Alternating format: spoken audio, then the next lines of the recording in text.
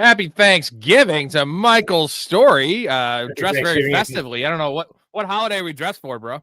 Well, technically, this is a Halloween sweater, but it's still fall-ish, and I felt like wearing it out to dinner tonight, so I ended up wearing this. It's warm. I'll tell you that. It's warm. This is a pink pineapple Hawaiian shirt, and it celebrates Pride Day. Well, that's good news. I mean, Pride Day's in June. Yeah, and swingers. Yeah, I know. I wouldn't know. Close. I wouldn't know. Shout out to all our homies in the club, The community. Anyways, the club, the community club. All right, dude. Real quick, first question for you: what was worse, dude? Lamar Jackson's play or Jason Garrett's announcing? I told you I turned the game off. I had the game on my streaming on my iPad. I was watching Heat on Showtime. I couldn't listen to that anymore. I watch every football game. I literally could not watch that game. That was as bad of an announcing job as I've seen. Why they gave him that? Maybe because he got a turkey leg once on Thanksgiving. That's all I know. All right, even better question for you. This is a Heat-related question. Would you rather read a book about medals or listen to Jason Garrett announce? Dude, I think a book about medals would be pretty exciting, to be honest. Some medals that are out there. You know what rhodium is? It's a heavy metal that's on the periodic table of elements. It's got some interesting properties. Look it up. Also, metals that are like liquid at room temperature. That's also pretty wild. Anyway, that's Jason Garrett sucks because I don't know. Well, you weren't watching this point, but they showed Jamar Chase celebrating when he was like smiling in his giant grill, and all Jason Garrett monotone. You know how he talks, like terrible, like no emotion. He's like, he deserves those teeth. Like great comment, bro. Like not funny, not like adding anything. Just that guy's terrible. Like he's a terrible coach. He's a terrible announcer. He's probably a good dude, but sorry, man, being a good dude isn't enough. All right, Lamar Jackson. You got some thoughts on Lamar Jackson? Again, shout out Lamar for winning my prop bet, 3-0 today. Yeah. So how did he? What was the prop bet? 24.5 rushing yards. What did he end up with? 30-ish? 27, 28. Okay, close enough. Yeah, that's close call. But he's bad. Here's what I'm going to ask you real quick. JJ McCarthy's been getting a lot of shit. Like they're both wearing purple. Like if you told me that was JJ McCarthy playing football today, I wouldn't have been like, oh, this is definitely Lamar Jackson, bro. Those throws. How many times I know Zay Flowers is short, but how many times did he throw like literally 8 feet over Zay Flowers' head? Brutal. It was as bad a performance as I've ever seen from Lamar Jackson, and that includes his time at Louisville. This isn't injury related. I thought several weeks ago I traded for Lamar. I figured he's going to come back. He's going to be great. But this is not injury related anymore. He was running around fine.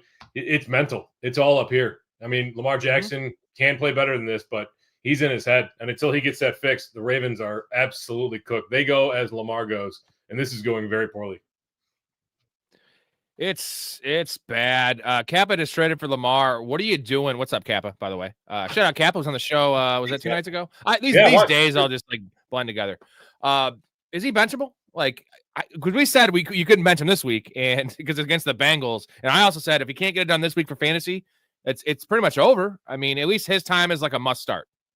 Yeah. I mean, what other who are you starting over him though? Daniel Jones with a broken fibula. It's not that big a deal. Trevor Lawrence. I don't know that I would want to do that. Trevor Lawrence can throw just as many interceptions as Lamar Jackson can. But at least he's getting in the end zone and he's not fumbling. The fumbles with Lamar, like, dude, the first fumble, he pretty much handed it to the other team, right? And then he does this all the time. He like tries to stop his throw. His hands are so small that he just like loses the control of the ball. This is actually what we expect from Lamar in the playoffs story, not in the regular season. Right. Well, that's true. The thing is, like, let's take a step back and look at it. He had one basically 40-yard touchdown. Now, I don't want to call that Lamar's touchdown because Isaiah likely did most of the work on that, but that would have changed how the outcome. And also, that wasn't a touchdown, was it? That was a fumble. I'm saying, like, if likely had right, it would change how we look at tonight. Also, that weak offensive pass interference call. Every receiver down there extends their arm. You know who gets away with it?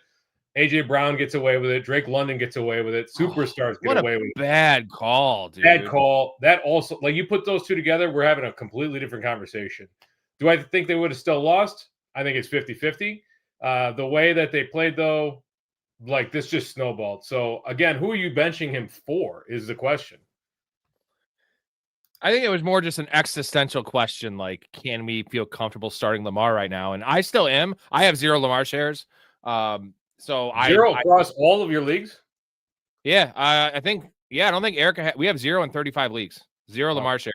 Now I have some best ball shares, of course, but it's like a 6%, 6% share. So no, I was going too high, and I always take Josh Allen ahead of him for this very reason. It's not performance. It's always Josh Allen. I guarantee 17 games.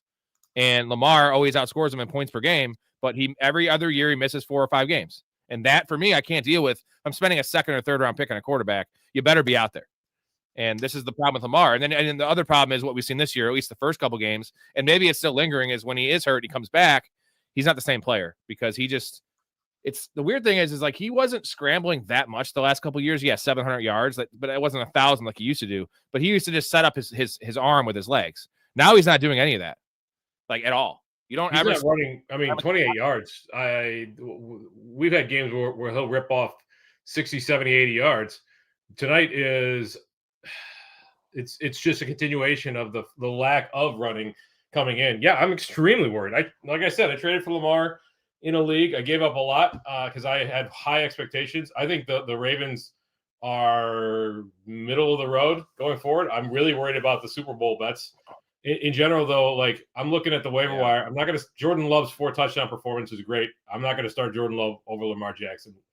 Jordan Love has 0 rushing upside whatsoever, right? I would start Matthew Stafford over Lamar Jackson, pending how the rest of this week goes, right? Like if Matthew Stafford, because Matthew Stafford's touchdown rate is bound to regress as well. He's not throwing for 3 or 4 touchdowns the rest of this year, but ride it while you got it.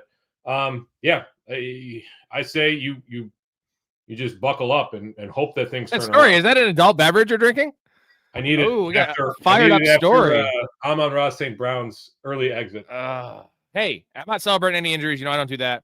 But I'm not celebrating. This is not a celebration. This is a condolences beverage. So no, I'm saying on my end, I'm not trying to celebrate, but I've lost like Tucker Kraft, Scatabo, Drake London, like all my PPs are dead. And for once, I have 0 shares of St. Brown.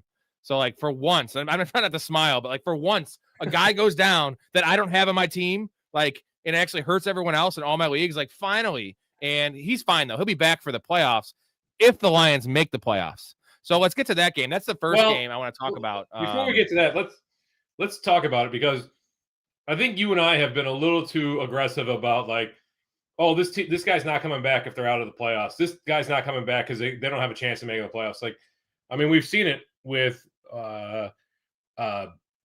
especially like Joe Burrow. Like these guys are warriors. Like if they're paid to play, and unless it's a extraneous what's the term I'm looking for? Extenuating circumstances. Yes, thank you. They're coming back a lot and drank a lot to play. Now, like, I mean, look at Terry McLaurin, full participant in practice today. He's back. Jaden Daniels will probably be back next week too. Right. I think week 14, Jaden Daniels. I think you and I need to recalibrate how we think about injuries for these teams that are out of the playoffs. Right. Well, the thing is, it's still not smart. Like, it's still not smart. But like, we know that coaches and GMs are dumb. I don't agree with it, but these are professional athletes. So speaking on St. Brown, they said, I don't know if you read the report on St. Brown. It was we'll be lucky to have him back in a few weeks, which is bad. Like that's all bad. Like so, I see him like week 17, week 16, maybe earliest. So the quote that I heard from Dan Campbell was, "It doesn't look that bad. We'll be lucky to have him back in a week or two, after 1 or 2 games, back, something along those lines." Which leads me to he missed 14, 15, 16, most likely. He's certainly missing 14. He's probably missing 15. I would bet he's back for 16. The fact that he walked off on his own power is very good news. The fact that he didn't come back in is very bad news. So take it what you add. But we've also seen it where, the adrenaline wears off. The next day, the guy's on IR. We've seen that plenty this year. Right. A lot of wide receiver injuries this year. It's not good that he didn't come back in the game because it's always worse the next day with ankles. Always worse the next day. So if he couldn't come in this game, this was a must-win game. Thanksgiving game, national TV game. St. Brown's a dog. Like, and you hate that term, but that guy actually is a dog. Like literally, I think they picked him up off the pound, 6th-round pound. Well, they should just sign Equinemius St. Brown and just slot him in. Nobody would know any different. The Lions are in trouble, buddy. They're in some big trouble because their offensive line is in shambles. Their secondary is trash. Dude, they're so small and they play man. And like you just saw Christian Watson. Like I think one thing I was reminded of today is how much of a monster Christian Watson is. Like I know he was going against a 5'9" corner, but like his hands are terrible. That touchdown pass like clanked up both of his hands. Oh my God, He caught it. I'm just saying, like, dude, he's a legit number one in terms of like prototype in the NFL. And like when they get Jaden Reed back and when they get the rest of their guys healthy, if Golden ever can do anything this year, just imagine if they had Tucker Kraft, dude. This is a Super Bowl team if they had Tucker Kraft. Now without Tucker Kraft, like it's Luke Musgrave's terrible. We just say he's terrible. That wasn't even him on the touchdown catch. That was some other tight end, Fitzgerald, I think. Yeah, they like Fitzgerald more. Jason says just join. And does that shirt have an upside down pineapple? Florida is weird. Old people are into that stuff. You know well, what I'm that into means, that right? stuff. So you know what that means, right? Yeah. Come on. No, this is just. I said it. I'm representing Pride Day, and Storey has a Halloween shirt, right? We're festive. It was weird. We didn't coordinate this. I swear, we did not coordinate this. Non-copyrighted mouse symbol. I can't say it on camera.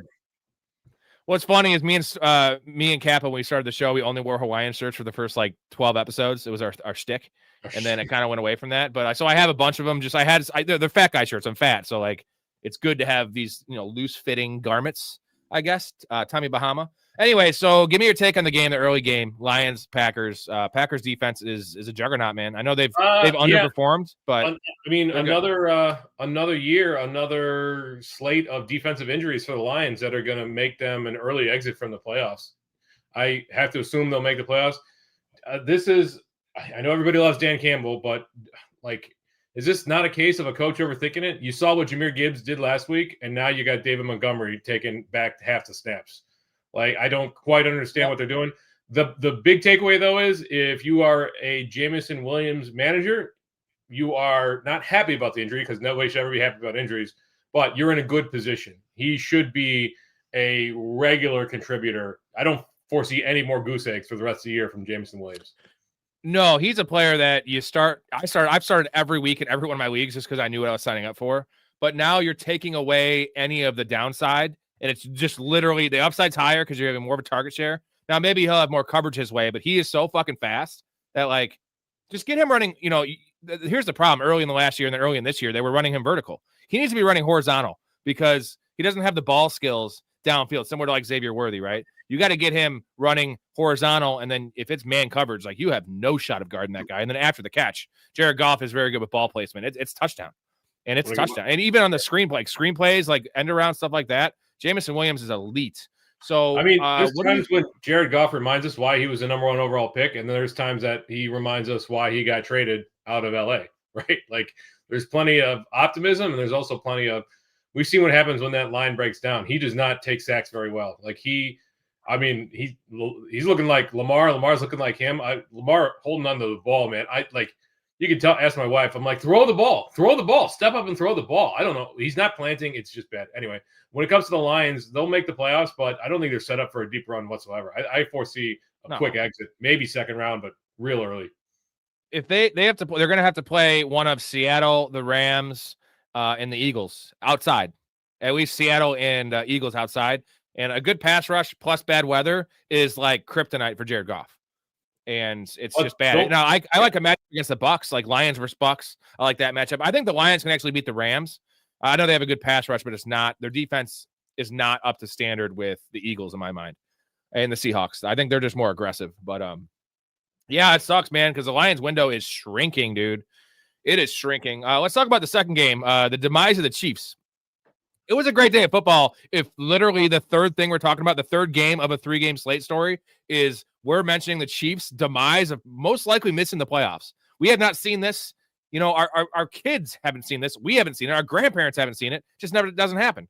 Patrick Mahomes not making the AFC Championship this year, not making the AFC semifinal this year, not making anything this year. He gone. And correct me if I'm wrong, but I think the Cowboys now have I think they're back up to a 20-25% chance to make the playoffs.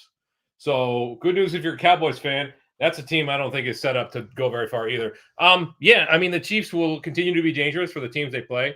If you have Rashee Rice in your team, you're happy that you held him because he is far and away their number one target. Kelsey's having a resurgence year, which is great. to see. Mahomes is very playable from a fantasy perspective. The running back, once Pacheco came back, that's it. No more production, right? Like no more 30 touch game from anybody. So it's worthless. If you had Kareem Hunt, I'm not saying you should drop him, but you certainly can't start him going forward. Trone says Cowgirls have a 19% chance. It would have been 1% if they lost. It would have been out. So the way they're playing, though, like, you know, we're talking about the Chiefs have to run the table. Like, they're just not playing good enough football. Now, they have Mahomes, but he doesn't look like Mahomes. The Cowboys are playing very good complementary football. And Dak Prescott is, man, if this team was playing better, he'd be in the MVP conversation, if you ask me. I mean, you'll have to carry me. I don't know how anybody awesome. looked. I was out to dinner for most of that game. I only caught like the second half of the fourth quarter, so I didn't really. I would say this. My boy Pickens had a really bad first half, multiple drops and some knucklehead plays. But when it mattered most, they were looking his way. Like, he's the go-to guy there, and just because his body type and like Dak loves his outside receivers. Man, we saw it with Amari Cooper for all those years, and it's just really nice though because now you have if it's the way it's literally a 1A situation, not 1A 1B, and you have CeeDee Lamb. Like, who do you double? Like, you probably want to double Pickens because the way he plays, he's a better contested catch guy. But like, you can't be giving CeeDee Lamb single coverage in the slot. Like, you're gonna get cooked. CeeDee Lamb 7 for 112 and a touchdown. I know he got the touchdown early. Pickens 6 for 88, no touchdowns, but a 14.7 average per catch. But he had 13 targets, only 6 catches. So basically under 50%. He had drops. Was it his? Like, did he pass did CeeDee Lamb pass the drops onto George Pickens? Yep, it just goes from one guy to another. CK, we gotta talk about Zay Flowers real quick. Zay Flowers, pukey face. Do we have to? Dude, he's fumbling. He's fumbling so much this year. And dude, so I have been where it's at, the home league we're in together. And he got me negative 1.4 because the scoring in that. I don't know how the scoring is in that league. Negative 1.4, dude. What? I'm still gonna win, but like, just disgusting. I should win at least. Just disgusting. I mean, all right. Any other thoughts on these early games? You want to talk about the coaches? I mean, I could give you an hour on the coaches. I think we would all agree that this was a case of overthinking. Now, it was exciting to see Javonte Williams get back into the fold. I was really excited that they decided that they were going to use him again. 17 for 59 is not great, but he did have a receiving touchdown, so you're happy about that. I mean, fire Harbaugh, fire Munkin, clean house. This is bad. This is as bad coaching as I've ever seen. You've got Derrick Henry is ripping off 6 yards of carry. He gets a touchdown, then he gets benched for the entire second quarter. You're down by 1 score, and they get inside the red zone. Henry got you there with a 44-yard reception. He's off. Where was he? What? I don't know. I texted you, Storey, about how it makes them predictable when he's off the field. Just keep him on the field. Now, 3rd and 9. Okay, take Henry off the field. But, like, he should never come off the field because, like, when he's on the field, it's like, okay, this is 80% of run play. It's either him or Lamar running the ball.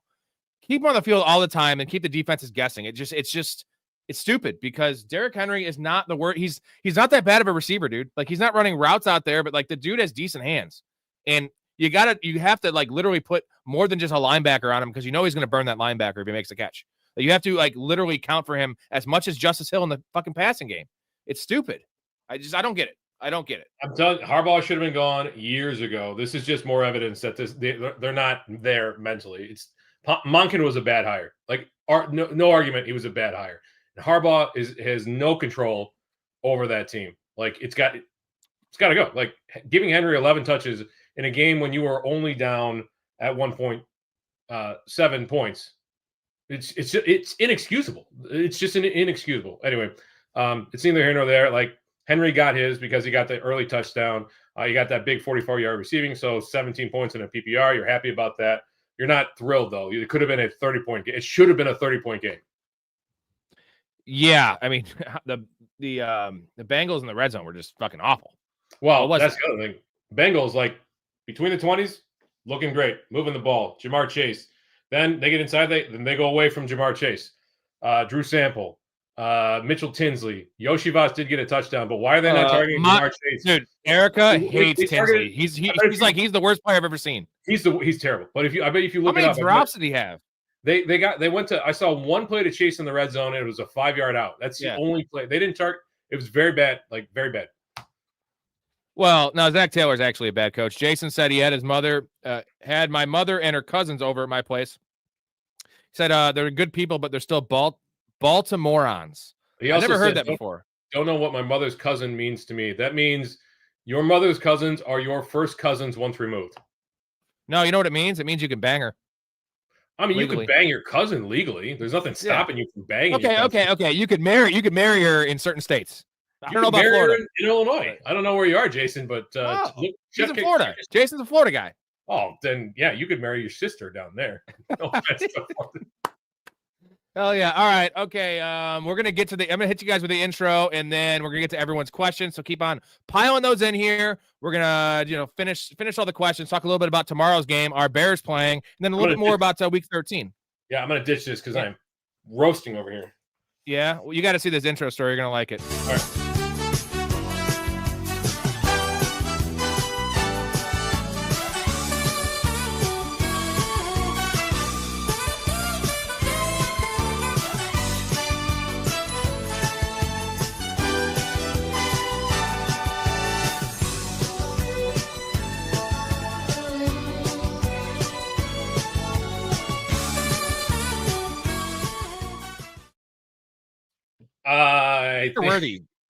I think that's a little unfair. He had a decent game today. No, did you see the deep ball that he hit off his body? No, I told you I didn't watch most of that game. I have again, the dude can't. I texted. I texted you. I said he couldn't high point a football with a child on him. He literally jumped early and the ball hit him in the chest, and when the ball was about to hit him in the chest, the defender knocked it away. But his hands were here. He's jumping and trying to catch it with his body. Bro, if he just does this, guaranteed catch. Dude, he is the worst. His skill set does not match up with his skills. You know what I mean? The toolbox is all out of order because he's so fast, but you can't throw it deep to the guy because he can't track the ball. He doesn't know where the sidelines are at. His awareness is nothing, and he cannot high point a ball at all. We talked about Quentin Johnson's issues with high pointing a ball. This is awful. He might as well be a T-Rex because the dude's trying to catch it with his fingers. It's fucking terrible. It's so bad. You love a receiver who can high point a ball. Yeah, Drake London. It's very important. You know who couldn't high point a ball? Ocho Cinco. You ever see that guy try to go up? Oh yeah, but he had elite separation skills. True. Larry Fitzgerald actually wasn't the best at high pointing a ball either, no, but he could do that it. That guy was glued to the ground. I'm just saying, no, it's not about jumping. It's about literally where the highest point of the ball is, Storey. You know what I'm talking about? You have to catch it so the defender can't make a play on it. And Xavier Worthy lets these balls hit him in the chest. When it's a contested catch situation, that's never going to be a catch. In college, it works, dude. It does not work in the NFL. And what a bust. Why did we take Xavier Worthy in the 4th round? It's because the receiver rights extension. I love with big program wide receivers who have speed. And we've seen it time and time again. You're going to see, I guarantee you're going to see Chris Brazzell drafted from Tennessee next year. Some team's going to go high on him, probably a 2nd-round pick. And the counselor's going to hype him up because he's got tremendous speed and he's a rookie, and the guy's going to languish with the punt return team because it's a Tennessee wide receiver. They play in in Heupel's system, but teams love speed, but they don't know how to utilize it. The bottom line is Tyquan Thornton's a better receiver than Xavier Worthy, and Tyquan Thornton was cast off from the fucking Patriots. Tyquan Thornton's a 4-3 guy. Hollywood Brown's a better receiver than Xavier Worthy. You're a better receiver than Xavier Worthy. I wish. Andre is Jamar officially the CEO of Baltimore. He owns him. Didn't get in the end zone today, but he had 110 yards with double coverage on every single play. Yeah, I swear every time I looked up, Jamar Chase was catching another ball through double coverage. The guy's got the best hands in the game. 7 for 110, but 14 targets, man, and that speaks to, first of all, great. The targets, keep them coming, but yeah, they're double covering him quite a bit. If he's only got a 50%, it's not his fault that he's got a 50% catch rate. It's that there's too many defenders in the area. It'll all be better when Teagans comes back. Also, Yoshi with a nice touchdown catch. Andre, Storey, and Rob, do you think the Bears go all in for Pickens? They're not going to have the chance to because Jerry Jones is going to 100% franchise tag George Pickens, right? They're gonna franchise tag him, and he's gonna get pissed, and then he won't be a Cowboy after next year. Because he'll be back to Pittsburgh. After this year, he deserves a contract. But Jerry Jones is a stubborn old man, and he's not going to go. Yes, I would love for them to open the purse strings for Pickens, right? Well, here's the point, Storey. They can't pay Pickens because the only other team that has this dynamic of two elite high paid wide receivers in a max contract quarterback is the Bengals. And how's that worked out for the Bengals? You can't have 45% of your salary cap allocated to passing game weapons. It just doesn't work. Who else are we paying then? I mean, they gave Cole Kmet a good chunk of change, but let DJ Moore walk, and then you save the cap space. Right, but they're just not going to let Pickens go because Jerry Jones also traded a second round pick for him. So like Jerry Jones is one of those things. If he trades something for you, like you're mine, dude. You're mine. It's my precious, right? Little Gollum action. Let's see here. Should we call Jerry Jones Gollum from now on? He's looking like it, dude. God, have you seen Ted 2? Yes. Amanda Siegfried, how they make the fucking joke about Gollum, and she actually does look like Gollum. She's a model. The scene where they go to the improv and shout sad suggestions. It's so good. Bill Cosby. Campbell's got a speaker. Give me make some comedy. Give me 2 minutes. 1 minute story. Or not story. I'm drunk. Campbell. Max says Lamar literally might be in the same boat as Brian Thomas. He looks scared to get hit. Look at him from last year and this year. Literally would with his lower body and try to run and throw to somebody. Am I crazy? He does look a little scared, but it's more work, right? What? It's more about his footwork that's just all over the place. I'm telling you, I think it's mental. Like he's afraid to run. He's afraid to get hit. He takes too long to process the field. He takes too long to set his feet and throw. He takes too long to step up into the pocket. He's indecisive. He's not seeing the field very well. It's not like he suddenly lost athletic ability or his talent. It's all mental with him. And until they fix it, here's the other problem. Todd Monken, like no ability to be creative, no ability to adapt. Oh. No, like they said, this is going to be a pass-heavy game plan, and this is what we're going to stick with. No ability. The passing game wasn't working. Turnovers left and right. All right, we got to adjust. We got to slow this game down. Let's keep the ball on the ground. Derrick Henry, you're up. You need a breather. Justice Hill, you're in. Nothing. No creativity, no motion, no jet sweeps, no end arounds, nothing, no play action, nothing to get the ball moving. So when you got an offensive coordinator that is so stuck in the mud, it's going to and your offense has no ability to generate yardage when like, all right, so that was our running play for this series. Now we're going to pass. And then they can't make that happen. Like it's all mental. It's all compounding. It's all snowballing. Okay, Campbell, Jason, I'll get to yours in a second. Thank you. That also hit our goal. Storey, you got a beer to chug? You gonna chug one with me tonight? Yes, I do have a beer to chug. Hey, it's gonna be a fun night. Campbell says, I want to hear both your analysis on Bears versus Philly. You gotta get a beer or something? I'll start with my analysis. Yeah, go ahead. Michael Campbell, Esquire. You know what Esquire means? That's my boy. You know what Esquire means? It means he's a baller. I know that. Esquire means lawyer. Oh, he's not a lawyer, but he's got that lawyer pick. He does have the lawyer pick like you. Yeah, lawyer Story. All right, Bears are going to get smoked in this game. It pains me to say this. We're -3 on point differential in the year. Smoke and mirrors. We're fine. We're gritty. This is not a game where grittiness is going to help us because we're going to get manhandled at the line of scrimmage. And Saquon Barkley is going to just destroy us. This is his game. And I'm not just saying that because I bet on him. I mean, there's a reason I bet on him. 7-point line. I wouldn't necessarily go as far as to bet Eagles -7 because they tend to fuck around in these games. But, man, I would say my prediction is 28-17. And I think that actually might be more of a blowout than that.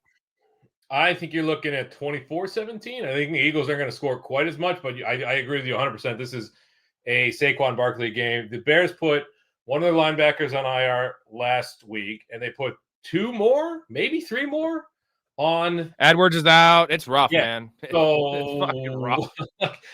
We are getting our corners back though. Our secondary is getting healthy, but that doesn't matter because the Eagles are going to play old school Eagles football. Yeah, that's what I fully expect. A 20 carry game from Saquon Barkley. Like they're just going to be able to torch that front seven. So, I think they cover, but Eagles tend to drag these games into the mud, so it wouldn't surprise me if you had some a backdoor cover, like 24-20 kind of game. Like it's 24-13, and then the Bears get 2 minutes to 24-20, something like that. So I'm not betting it, but I do think the Eagles win this one pretty handily.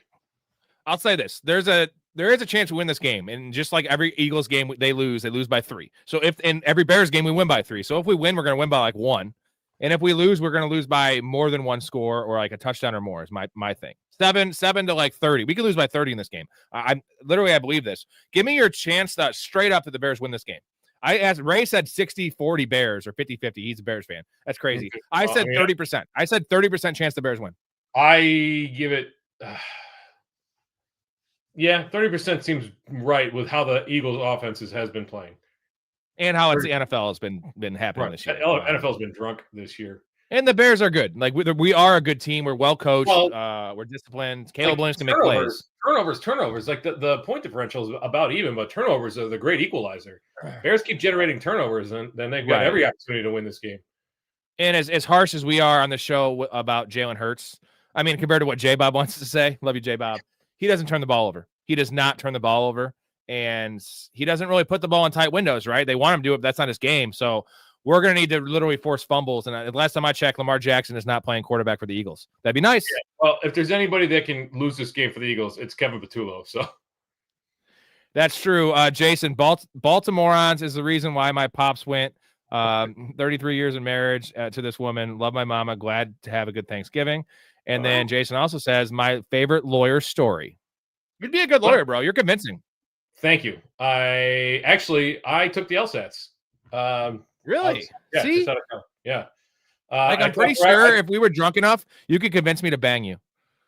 I mean, I've been known to talk my wife into having relations once in a while. Storey definitely gets anal once a month just based on his smooth talking. Not that smooth talker. You want to hear the story behind that profile pic and why it's like on everything? So I was in Nashville for the Club Marketers Association conference when I worked at the club, and they had professional photographers there to do your headshot for the first day. I ended up going to the Titans game that day. I got a ticket for like $12 in the hotel lobby from the little kiosk they had, or the little like table. And then at the bar that day, we met these two chicks that had driven up from, I can't remember where, somewhere in the South. And they're like, our third friend didn't come with. We have another ticket in the 100 level. Just meet us at the game. I'm like, hell yeah. And we ended up sitting in the sun, and I got a nice like golden complexion. And so it came out really nicely. That's why that's my headshot everywhere. It's a good headshot. You know, we always have those pictures we love. For me, it's like the dick pic I love. The angle and the light's perfect. It looks huge. And there's other ones where it's like, is your name Chow? No. My name's Rob. That was a weird joke. All right. That's Chow. Shit. Subtle little joke there, if you get what I'm saying. Oh, I got it. All right. Yeah. Oh, you got it. You're a pretty smart guy. Let's do this chug. And I'm going to find the next comment here because you got to be set. It's a different adult. I mean, it's beer, but it's a different type of beer. Do you think the Bengals have more of a chance if they both made the playoffs as the 7 seed, or well, in this case, it'd be the 4 seed because they win their division, 5 seed. They have a better chance to win the Super Bowl than the Ravens. Bet more talent. No, because of the defense, man. You can't walk into the playoffs or the Super Bowl with that defense and expect to make any waves. Like you just can't do it. Like as bad as Lamar was today, if they didn't have those turnovers, they win this game. Oh, like if they had 2 fewer turnovers, they probably win this game. All right, wait, are you going to chug and then I talk and then I chug and you talk? Yeah. I'll get to your next question. Wish I started JMO, but Waddle is back. Yeah, you got to start Waddle over. But next week you have a decision. There's a decision. Here we go. Both are going to be super necessary for their team. Here you go. If St. Brown does miss, who's a better number 2, JMO or Waddle? Would both be must starts with one in the flex. I think they'd both be must starts. I don't know, like unless you're waiting on Amari Hampton and Bucky Irving coming back, like you've had those guys languishing in your IR spots forever, and you got to get them back in. Although the Hampton news isn't exactly encouraging. Also, the Trey Benson news. You hear this? What? Like the reports are like he could be back, but he looks way off. Like not being able to make cuts, like not being able to. I'm dead serious. Look it up. It's not ideal for Trey Benson. So yeah. Anyway, back to my original point. Unless you've got like studs that have just been sitting around, then you got to play both of these guys. Both of them, like J-Mo because it's a great offense and he's going to be super necessary, and Waddle because he's super necessary. Darren Waller might be back. I'm not really worried about that too much. He's going to take some target share away, but yeah, you got to start both of these guys. One goes into flex. And as we always remind you guys, make sure that the guy who plays latest in the week is your guy in the flex. That's a bummer, Trey Benson. God damn it. I don't want to hear that. Don't fucking lay this shit. Yeah, don't lay this shit on me, man. I'm not trying. It's just we got to give the people accurate reporting. Hollywood, in one of my leagues that I have Flowers in, I got negative 1.4, so don't feel too bad about your 2 points because he actually got you in the positive. He needs a big game from somebody who has a bigger upside, full PPR, Dunze or Judkins. Dunze or Judkins? Full PPR. Oh man, that is so probably the wide receiver. I don't want to start Roma Dunze if I can avoid it against that Eagles defense. I think big game. I think I'd go with Judkins on the off chance that they manage to get down to the 5-yard line because they love using Judkins in the 5-yard line. Say what you will about Cleveland, and they're a bad organization with a bad coach, but they know where their bread is buttered, and that is giving the ball to your playmaker at the 5-yard line. So I would go with Judkins and hope that he falls in the end zone twice. Pretty big weather game there too in Cleveland. I don't know if you heard that, but it looks really nasty, dude. I mean, think of what we're having this weekend in Chicago. So that's only good for Judkins. Right. So yeah, we'll go there. Let's see. Can the Bears afford Pickens? Yeah, we definitely can afford him. It's just is he available? Right. Mm-hmm. And they're gonna get rid of DJ Moore. And DJ Moore is gonna be a nice find for somebody because I feel like that dude can still play. Definitely. Yeah, I do too. I just feel like Chicago's not really interested in making a guy a priority, right? And we've seen 5 pass catchers plus the receivers there, plus the running backs there still catch passes. I think DJ Moore can still play, and we saw it last week. So let him move on. He can be a nice complementary piece somewhere, and then you can let everybody can cream their pants over this Luther Burden explosion that everybody's been expecting all year. That won't stop on my timeline. Luther Burden. He finally outsnapping Olamide Zacchaeus. Who cares? Like, who cares? I love this. I love Storey with a little bit of booze in the system. Might have had a little wine at dinner. Ooh, I sound like a Southern guy there. GT, need upside defensive team, Niners or Dolphins? I think it's Dolphins, just because I don't know how much they're going to throw the ball there in Cleveland in that weather game. Yeah, I'm looking up the weather right now. Like, I want to. Both defenses are trash. Like, I know we're supposed to get weather on Saturday and Sunday a little bit too. But everything moves east, baby. So they're going to be getting what we get on Saturday. Yeah, I would go with Dolphins for the very fact of Kamara's not playing. Devin Neal appears to be banged up. And Chris Olave, dude, it's 50-50 whether he plays, which is bad news. Why would he play? I know. My teams are just falling apart. I need these wins this week because I want all those buys, bro. I was looking at 15 or 16 buys, and it might go down to 11 or 10, which is still fine. All my teams with Drake London, all my teams with Chris Olave, like I see those buys just kind of slipping away. You know what I mean? Yep. It's all right. Playoffs are playoffs. The buys are so crucial. John Ross 2.0. Remember John Ross? Didn't he run? Oh, of course. He signed What were those shoes? Did he run with weird shoes or something in the 40? He ran with Adidas or Nike, one or the other. One of them was offering a free island if you ran the fastest recorded time at the combine.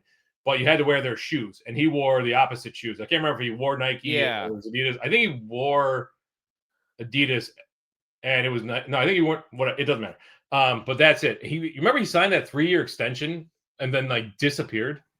Like, so am I thinking of Michael Johnson that wore the gold shoes? That's Michael Johnson. That's Michael Johnson. John Ross didn't do that. You're thinking of the sprinter, Michael Johnson. Yeah, I know. I thought John Ross did that for the 42. No, that's what it was. I'll tell you what, though. When I ran track in high school, and I got those shoes, those spikes, to be like Michael Johnson. Jason, Caleb collected some Gacy rocks. The Bears are 9-3. Harry Carey drinking some Bud Heavy up there with my pops. God, Harry Carey, what a wild dude he was, man. That guy just so drunk. Like he could never have pulled it off now. Like ever. Not even 10 years ago. Like he was just smashed. Dude, my grandpa, it was just like accepted. He hated Harry Carey. He was bad. I don't know. I think Hawk's worse. I hate Hawk Harrelson more. You hate Hawk Harrelson more than Harry Carey? Oh, bro. I mean, at least Harry Carey was like fun. You know, it was just a fun time, and just like you didn't learn anything. And all Hawk did was talk about like the fucking Red Sox from the 70s, bro. That's true. He did. Like, I didn't care. You're not even announcing for the Red Sox. You're talking about Yaz. Every get. You know, I remember I saw Yaz do this, but I was like, dude, announce the Twins White Sox game, bro. Please, can you? I hate Hawk Harrelson. The game that we're everything was just like the same, can of corn, chopper two hopper. It was just like he had these like sayings that he just like would keep on saying. And eventually, like, you can't do that for 20 years, dude. The same thing with Stacey King and the Bulls. He does the same thing. He has the same exact things. Like Stacey King's just a homer. Like I like homers as announcers, but give me a little something. I want to learn something when I watch a broadcast. And Jason Garrett also sucks dick. So, do you remember? You've seen The Longest Yard with Adam Sandler, right? No, I've only seen the original. I don't watch remakes. Yeah. There's a line in there. Anyway, doesn't matter. Yeah, everyone was giving me shit when I was wearing my beanie. I wore a beanie before I got the hats in, and everyone said I looked like Adam Sandler from that. Yeah, he wears that in the movie, but it was a line. It was a bit. Anyway, doesn't matter. All right, did you chug your beer yet? No, I didn't. Still waiting. Slow ass. I'll get to questions. Go ahead, do it. I already chugged mine. Need upside in the flex. Gatson, Mechie, Pierce, Johnston, Godwin, or Charbonnet. I'm not going Alec Pierce with Daniel Jones news. Johnston, no. Godwin, no. I'm probably gonna go Gatson, dude. I think I'm going Gatson. It's weird to take a tight end in the flex, but I don't know how you do that so fast. I don't know how you do that so fast. I'm an alcoholic. Also, man, I'm still full from dinner. I don't know. Oh. Hope everybody had a good Thanksgiving. We did. Is it Gatson here? Gatson, Mechie, Pierce, Johnson, Godwin, Charbonnet. Gadsden, Mechie, Alec Pierce, Johnson, Godwin, Charbonnet. It's not Charbonnet, it's not Godwin, it's not Pierce, it's not Mechie. Oh man. Yeah, I'm going Johnson. I'm going boom or bust. If you need upside, I'm going boom or bust. Yeah, chance of 2 touchdowns. I want Gatson. I think it's the same thing, but Gatson just has more of a defined role in that offense. Gatson has a very defined role, and they have been a lot run heavier recently. What's up, Peasy? All right, so he has Johnson. So our answer is a pass catcher on the Chargers. You pick or poison. Any picks for Eagles, Bears? By the way, it was awesome. Jason mentioned the Gacy rocks. That remember our awesome John Wayne Gacy versus Bozo conversation? Yes. He actually he spurs a lot of really good conversations. I don't know if he spurred the OJ, the Bronco conversation. He might have. Any picture of the Eagles Bears? We're not going. Which side do you lean? Which you take the points? Yeah, I'll take if it's 7, I'll take the points. Yeah, I will. I'm gonna toss on up my picks here. So they're already done. By the way, 3-0 today. Story. We're on. We're officially at 66% now. Heater. We are. No, we're not. We will be. If we win tomorrow, we'll be at 66%. So Saquon Barkley, this line has gone up. 74.5 is what I got it at. I think it's at 78.5 right now. You like that though, right, Story? I do. You know player props a lot more than I do. So I'm just gonna follow your shit from now on. Pardon my language. I mean, dude, the numbers are just mind-boggling. The previous 3 years are good too, but like this is like next level. Like I doubt anyone's at this that does this shit for a living. This is all I mean, to anybody out there doubting it, it's all verified. It's all put out the day of. You can find the videos online. Like you. Well, if you get in the Discord, you can get them as I place them to get these actual lines, and I put screenshots of the line goes from 64.5 to 69.5 because you waited. Get in the Discord, you get it at 64.5. Yeah. Here's Helen Hunt. Here's Helen Hunt without makeup on. That's that's bad. All right, I'll get to all the questions in a second. Thank you, Campbell, for calling me the GOAT. Shout out to the Patreon members. Appreciate everyone keeping the lights on here 7 nights a week with this shit. 6 awesome co-hosts joining me every night. A rotation of guys, not just the same opinion. It gets to me every time, but you get Storey, you get Ray, you get the Chaz, you get Hastings, you get some good people. Ben, shout out Ben. Mike Campbell, you're asking me on the show soon. So if you want to get down on it, go to professionalfanatics.com. A lot of good perks here. Access to our community fantasy leagues. We're going to start that up in the NFL playoffs this year for NFL playoff fantasy. Super fun. Couple spots left in that one. We might go up to 2 leagues if we get more people. Access to free hats. I give away free merchandise every single month. You want to be a guest on the show? This weekend, we're having Jason and Mark on this very show. We have every other week, we have like 2 guests come on, 2 fans come on for guest appearance on the show. So if that's something you're interested in, I don't care. As long as you're a nice person and you know a little bit of ball, we like to have you on. So professionalfanatics.com, guys. Why not? Help me out too. .com, Patreon. Yeah. Very valuable. Very valuable. Also, you sent me this. This is awesome. This is awesome. Nick Sirianni, dude. Is that him? Is it actually him or no? Uh-uh. It could be. Timeline matches up, right? Alf's like 2000. Timeline matches up. He looks like him, but it's definitely not him. But yeah, How do you Twitter know? is a constant source of entertainment during NFL game days. Yeah. What do we need? What do the Bears need to do to win? The turnovers and to run the ball and control the clock? Is that it? They've got to, a couple of things. They've got to try to limit Saquon Barkley however they can. He should run wild all over them, but they need to generate some pressure and some turnovers, and they need to limit the mistakes themselves, right? You can't have Caleb Williams rolling out and throwing a pick 7 yards downfield because he's trying to make a play. So they got to be smart, have a good game plan. I guarantee you'll see a very strong opening to the Bears. Ben Johnson is very, very good at scripting the first series, maybe 2 series. So the Bears will probably come out, field goal, maybe a touchdown, and then things start going awry as the game gets away from them. Got to limit the turnovers and create some pressure. These underdogs are really covering this year. Like I want to look at the stats, man. Again, I don't really fuck with lines because I'm just skeptical, and I just know how sharp they are with these lines. Of Vegas is. I know there's a lot more mistakes they make in terms of setting player props, and if you bet them right when they hit, when they drop, that's where you can get the value there. But it's got to be like 55% underdogs hitting, right? Maybe 60 this year. I don't know. I would be interested to see where things are. I know somebody told me to parlay all the unders today because it's a short week and it's Thanksgiving, blah, blah, blah. It doesn't matter. Overs went 2-1. So any kind of narrative you hear about that stuff, just ignore it. The problem with spreads and totals in the NFL is it's the most bet on sport in the world outside of soccer. I shouldn't say that. It's the most bet on sports in the United States. The most bet on sport in the world is soccer. It's the most bet on sport in the United States, which means the books get information every second about this kind of stuff. They know where the money's coming in. So the liquidity is extremely high. So they have their models are very sharp on this. Your edge is in alt totals, alt spreads, and especially player props and other kinds of props.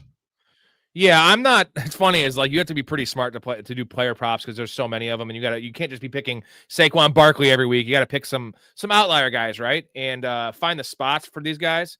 And it's like I know I'm very good at that, but I'm not smart enough to play the spreads. Which the spreads are easier. Every Joe Schmo plays the spreads because it's like, oh, I like Chiefs -6. You know what I'm saying? It's just easy. It's easy. Chiefs, they got Mahomes, so yeah, they're gonna win. they got Mahomes and they got Kelsey, man. Their defense it doesn't matter. Most of their time, if you're talking about the big sports, it's college basketball because there's so many teams, so many games that you find those edges in the small market conferences, small market teams. Like that's where pros spend their time. GT had an argument with his brother today. He couldn't understand how Eagles are better than the Bears, despite having the same record. Eye test, talents. They won the Super Bowl last year. I mean, there's a million reasons why. And again, point differential, dude. The Bears are literally just skating by in these games, which is awesome. I love it, but it's not sustainable. Not sustainable. Right. Turnovers. I think the studies have shown the analytics have shown that turnovers are more random than they're not. So the correlation there between a defensive success metric and turnovers it's not a 1-to-1 ratio. So randomness, right? You're dealing with a oblong ball. I can't remember the exact name of the shape of the football. Oblong spheroid or something like that. Doesn't matter. Ball bounces the wrong way. It's like hockey, right? It bounces off the wall on a weird angle. This thing bouncing all. I gotta look that up now because it's gonna bother me. Anyway, go ahead. Landon 7-2 in first place in my 14-man league. I have Lamar as my quarterback, though. No backup quarterback. Dude, 14-man league, like our panic on Lamar is more just like, is he a must start? Like in a 14-man league, even in a 12-man league, I'm starting Lamar. He will be better. And at least he looked a little better physically in this game. Would you agree, Storey? He ran a little bit more. He looked a little better. That's all we care about. We care about the fantasy points. We were more talking real life. He is trash in real life right now. Like really bad. It's called a prolate spheroid. That's the geometric shape of football. Yes, I texted you early in the game. I said Lamar looks a little more spry tonight. That's good to see. He's running more. He's getting out of the pocket, but his mental state is not there. Like the inability to pull the trigger on either running or throwing. When he pulled the ball down, he had the opportunity to hand. It was an RPO, and he had a chance to hand off to Henry, and he pulled it out at the last second, and they got that 1-yard gain. Remember, it was 1st and 10. Then it was 2nd and 9, and then he threw that interception, right? That's a mental thing where he didn't commit, and he's hesitating. And that's just all adding up. So you got to hope that he can kind of shake the yips here.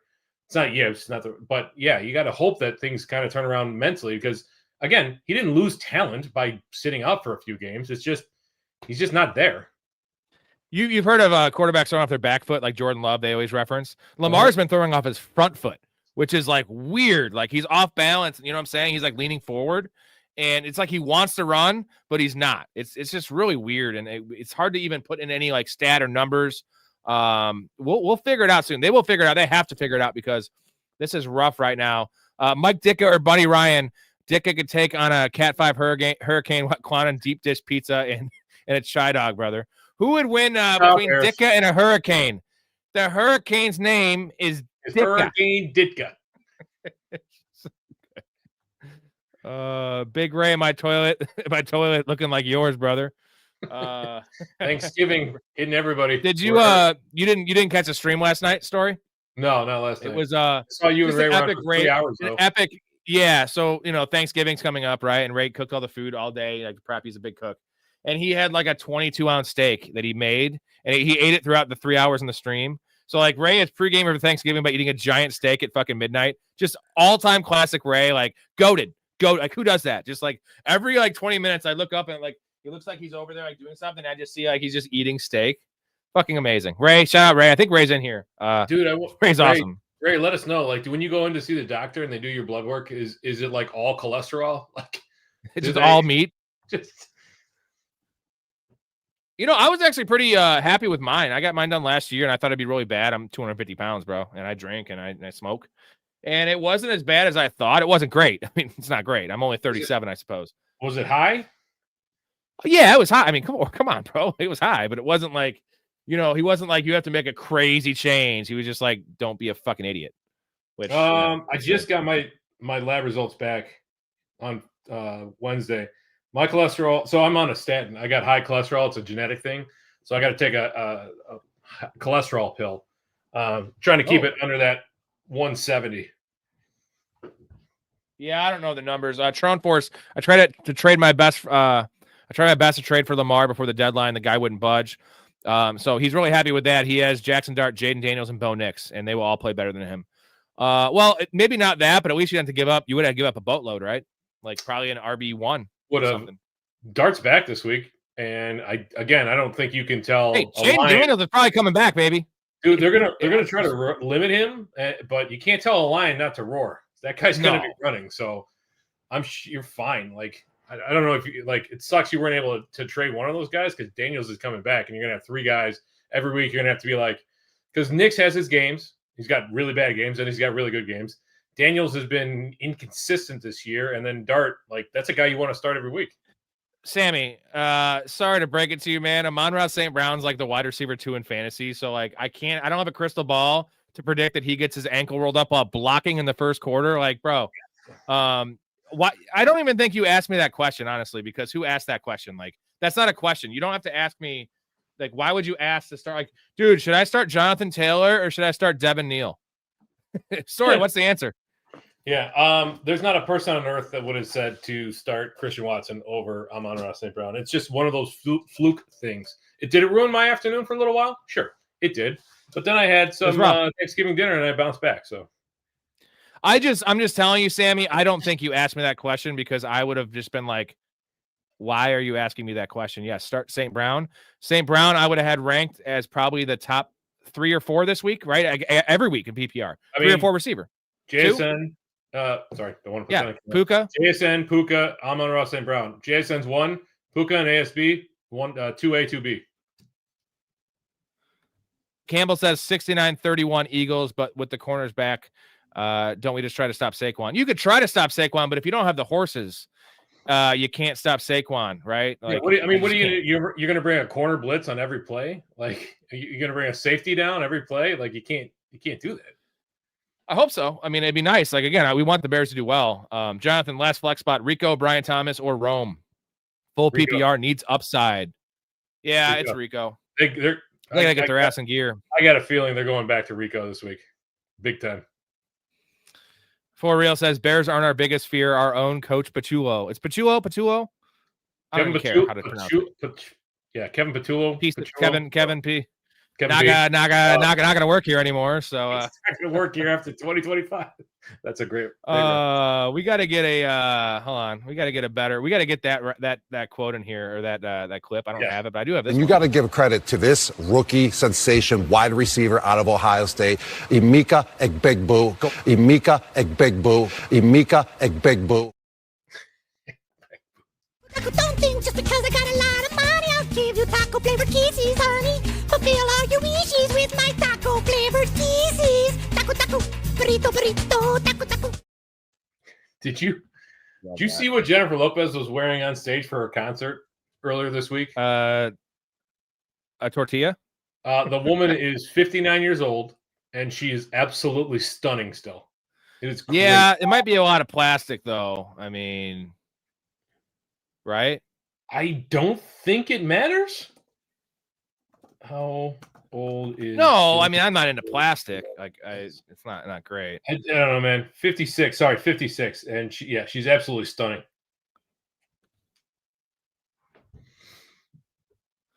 They're arguing about the St. Brown thing. This is hilarious. CK, with Benson still limited, when do you pull the trigger and drop him, or are we still holding? I gotta wait one more week just because the schedule. If the schedule was bad in the playoffs, it was against like the Eagles and like the Bucks or some shit. Okay, maybe I'm like screw it. Like if he's limited or he's not gonna get a full workload. But the schedule is cupcake, so I'm holding a couple more weeks. Caleb Williams dropping 250 and passing for 3 tuds tomorrow. Thoughts on that one, Michael Storey? Could happen. 250 is about what he's throwing. He's averaging 233 per game. And it's like the variance bounces where it just happens to go to 1 to Cole Kmet, 1 to Luther Burden, 1 to DJ Moore, you know? And like they just don't ever run one in. It could definitely happen. Yeah, the uncomfortable thing about him, that sucks. Knicks or Brissett? I'm going Bo Nix against the Commanders. Really? Over Jacoby Brissett, who's throwing for 300 yards a game. As much as you hate Sean Payton, he's still a good coach. And after, he's still a good offensive coach. And after a bye, I think it's just a smash spot. They got to get Bo Nix's confidence going, man. And yeah, give me Bo Nix. You don't think they're going to try to keep it on the ground with RJ Harvey and just like sneak out a win here? I'll give a spoiler to everyone in here. I love this bet. What do you think RJ Harvey's rushing yard total is at? I already placed it for Sunday Night Football. I think they play 44.5. Ooh, 47.5. Man, that's super low, bro. You are pretty good. Also, his first quarter is 8.5. I was gonna fucking smash that, but I don't like fucking with first quarters. Well, you never know. 47 is pretty low, bro. Like 47. The Saints could have the ball. They get the ball first, and they drop. It's the Commanders. The Commanders could get the ball first, and they take like 9 minutes off the clock. Yeah, that's the problem. GT, you got a belly of white dog shit, and you laid this shit on me. That is the Trey Benson news for me right now. And I have a belly full of really goodness right now, of good food, and I'm happy. I'm a little toasty, and I went 3-0 on my bets today. Fantasy went okay, but like I'm in every position to make the playoffs in every league. Like I might go 23 out of 25. Story. We're looking okay in our matchup, right? Because our league is like one of my worst leagues. Technically, we have swung to the favorite barely because Lamar put up a dud. He had Chase and Xavier Worthy. So, God, I wish he had Zay Flowers. No kidding, right? Shit.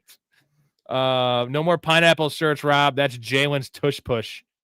J-Bob's not in here, but I'm sure he'll be in here tomorrow when the Bears get destroyed by his Eagles. And you know what? I'm not going to care because Saquon Barkley is going to destroy us. I'm going to go 4-0 so far in this week. Be raking in the cash. And thank you, Jason. That's also a chug. Story, you sit this one out. I need you to stay somewhat. I hold my own here. Coherent. God damn. Yeah, I can do it pretty good. Okay, you know what? Give me that thing. I'll do one. They gonna do one. They gonna do one. That's a talented man.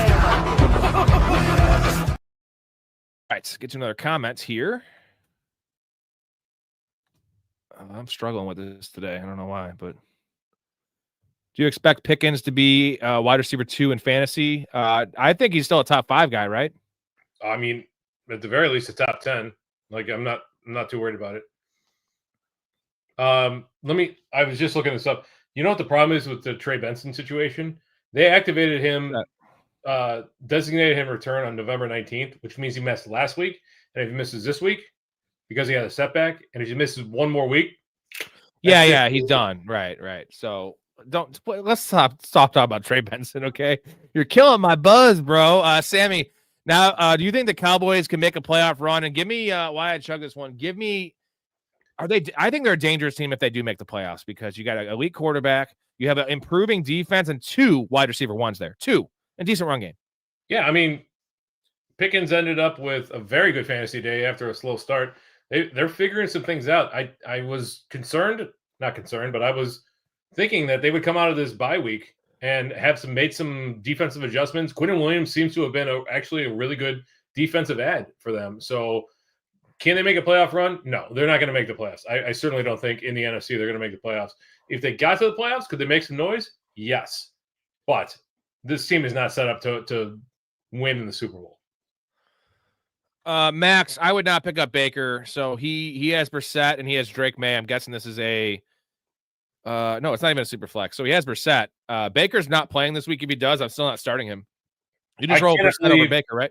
I cannot believe he's even questionable. Like, it boggles my mind that he's even questionable for this game. Just upgrades to limited. That's wild. Yeah. But no, I'm not grinding. Like, if you want to pick him up, more power to you. But I'm not playing him this week. Pick him up. More people pick him up. Well, don't you see him? Lamar is still killing me. What's your thoughts on adding Winston for upside?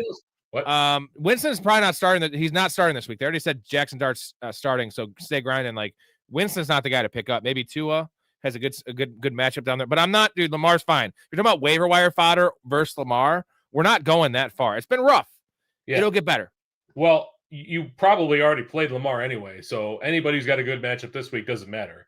You got to look at 14, 15, 16, 17, and again, who are you picking up? Like, Jacoby Brissett, okay.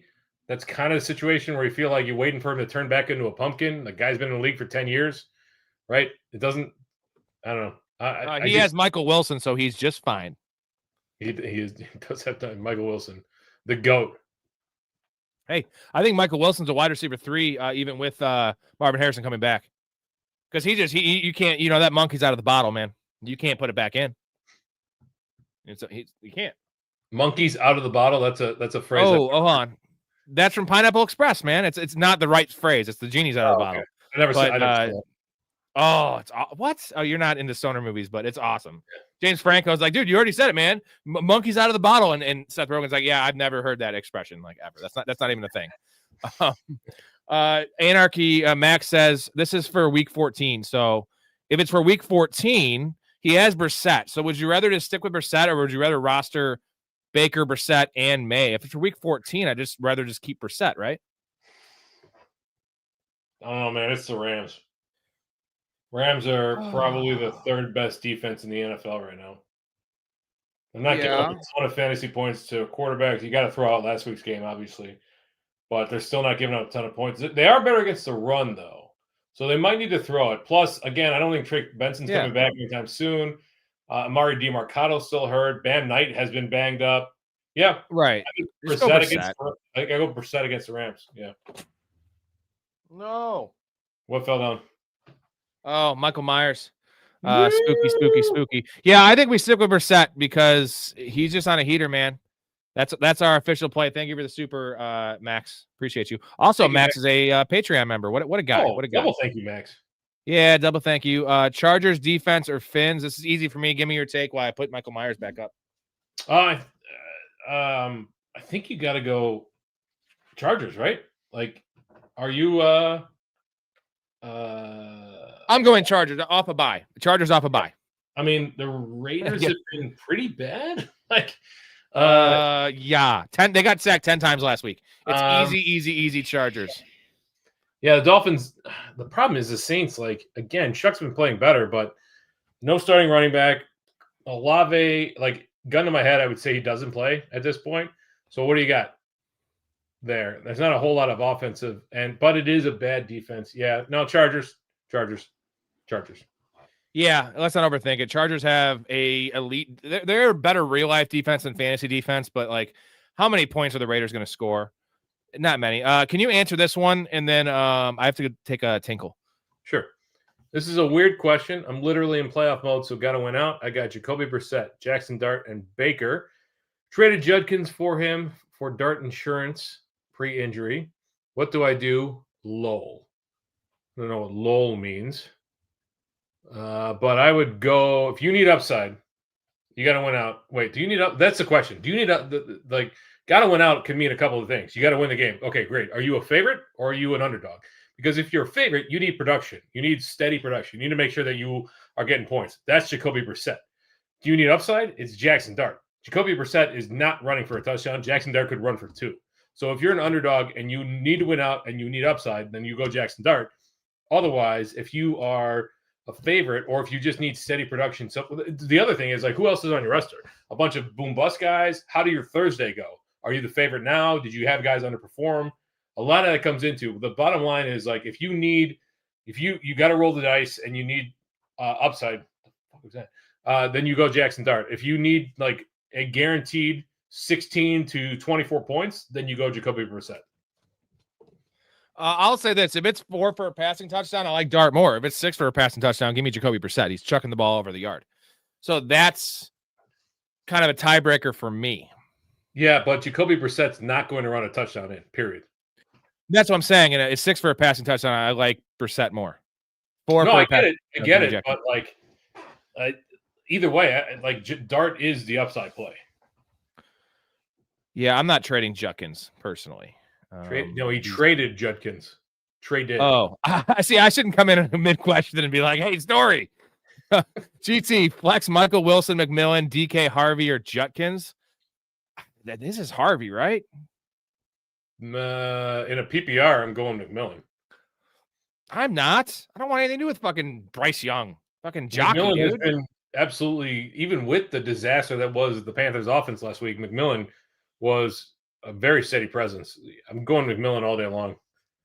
My buddy, I'm going to leave him nameless on this because I don't want to call him out.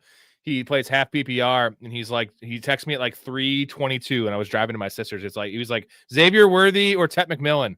And obviously I get there. I see the text like 10 minutes after the game starts. I'm like, Tet McMillan? Like what? Like don't look into the defense. I know the Rams are a tough matchup, but like he's like, no, I started Worthy because the Cowboys. I'm like, Cowboys defense has actually been pretty decent recently, and Xavier Worthy can't catch.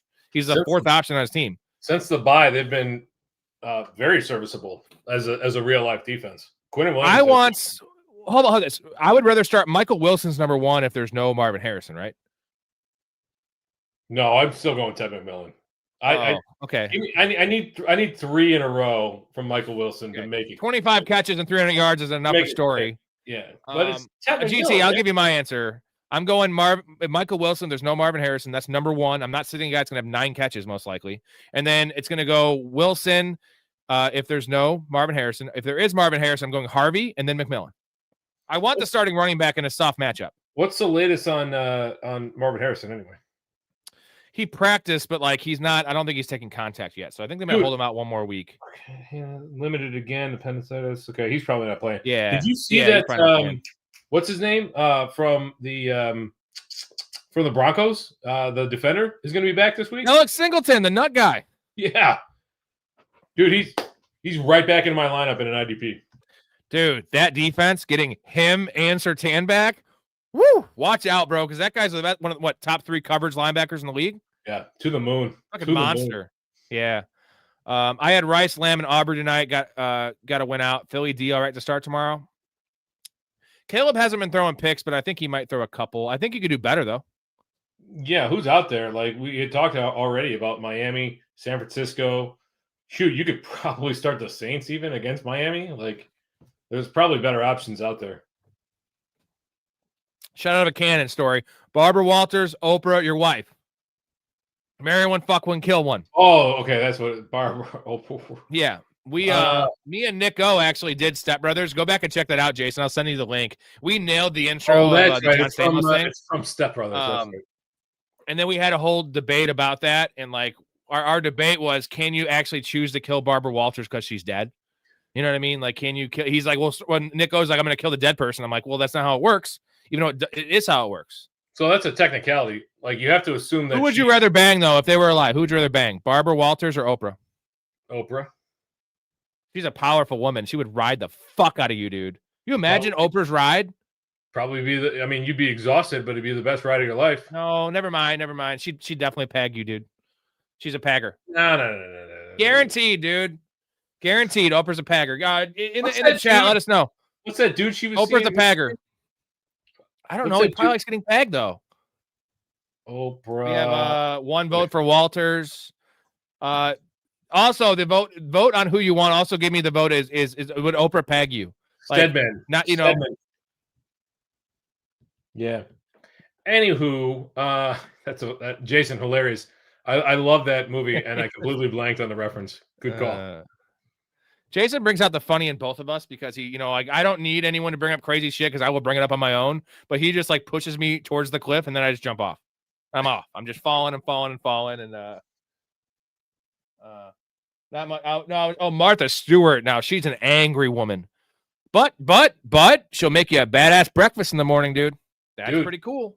A souffle, a nice cheese and egg souffle for breakfast. Come on, get out of here. Let's see. I would have got every game wrong tonight if I was betting. I'm a schmuck. Glad I didn't touch it. That's why, Jake, you don't bet lines. Jake, come over to the Patreon, get in the Discord, and come bet prop bets with me because we are printing money, gentlemen. Here it is. We are printing 60. We're 63 and 22. After tomorrow, Saquon bets hit. We're going to be 64 and 22. That's officially 66% Story. That is it's going 2-1, right? For me, I bet about eight props a week. That's like going essentially 6 and 3 every single week. You better hope that you don't go 67 and whatever, because the kids will be in your mentions doing the 6-7. Oh God, I don't even know what the fuck that is. You know what? Be cool and just say 69, because at least that means something. We know what it is. It's fun sex fucking act, even though it's not that fun. It's overrated sex act. I'll say that. It's overrated. Story. You agree? Overrated. It's overrated, dude. You've seen The Devil's Advocate with Keanu Reeves, Al Pacino? They do 69. Keanu and You've never seen The Devil's Advocate? You got to watch it. You've got to watch it. Dude, you haven't seen Pineapple Express. Fucking yelling at me for. Okay. Oh, here we go. J-Bob, never act like Lamar is better than Hurts again. I guess I gotta own that one, brother. Whoops. It's bad. It's bad. He's not this bad though, J-Bob. Come on. You know what's 6'7"? What is 6'7"? Let me know what 6'7" is. I don't think anyone knows. It was in a rap song or something, right? It was in a rap song. And I am gonna reference an NBA player. I don't know. Ask your like 13-year-old nephew. He'll probably tell you. They still don't know. I don't know. We gotta get another chug going here. When we were vacationing with my business partner and his wife and his 2 kids, one of whom is 13, and his wife, or my business partner's wife, kept doing the 6'7" to like anytime it'd be like, oh, how long is the wait for this ride? Oh, wait, 6. His wife? So she was trying to embarrass. His wife did? Trying to what embarrass. Is she fucking 12? No, she's trying to embarrass her son by doing it, because every time she did, the kid was like, oh, Mom. Like, he was all like embarrassed about it. I was gonna say that'd be like a Curb Your Enthusiasm situation. Remember the chick, the Larry's buddy's wife, that's always saying LOL instead of laughing? And then the dude has it. Larry talk to her, be like, you know what? LOL is actually like, you're not really laughing. She's like, yes, I am. I'm LOLing. It's like, no, actually, just fucking laugh. That's like, and that's where they got the bit in that Seinfeld episode where she would say, that's funny. Yeah. That's funny. I know people like that. Story, you're pretty funny. Great player props once again today. Bright spot today. I went 5-0. This is from Jay. Yeah, he had a couple others on his own too. Jay. So let's go. God, McPherson crushed, dude. Sven was going to start McPherson over Loop today, but couldn't do it. I would have started Loop too, right? We would have started Loop. That was the play. It's tough to start a kicker on a team that you expect to be losing, because you expect they're going to need to go for touchdowns. We didn't expect McPherson to be in a position to kick this many field goals. But the fact that Ooh. A, they were winning for most of the game outside of that first touchdown, and B, they stalled out in the red zone like nobody's business, man, it was a good day for McPherson. Elijah says, "Guy on the top has a beautiful mouth." Have a nice night, guys. Hey, thank you. I appreciate that. I have kind of thin lips, so you got a purty mouth. yeah, I don't know. I think Storey's got a better mouth than me, but sir, I think we got your blood mixed up with a farm animal. I don't know what that's from. Do you? GT, tell us JD5 is a peacock. You gotta let him fly. What did you call him? A giraffe, right? That's so bad. We used to call, when he was at Arizona State. Arizona State, University of Arizona.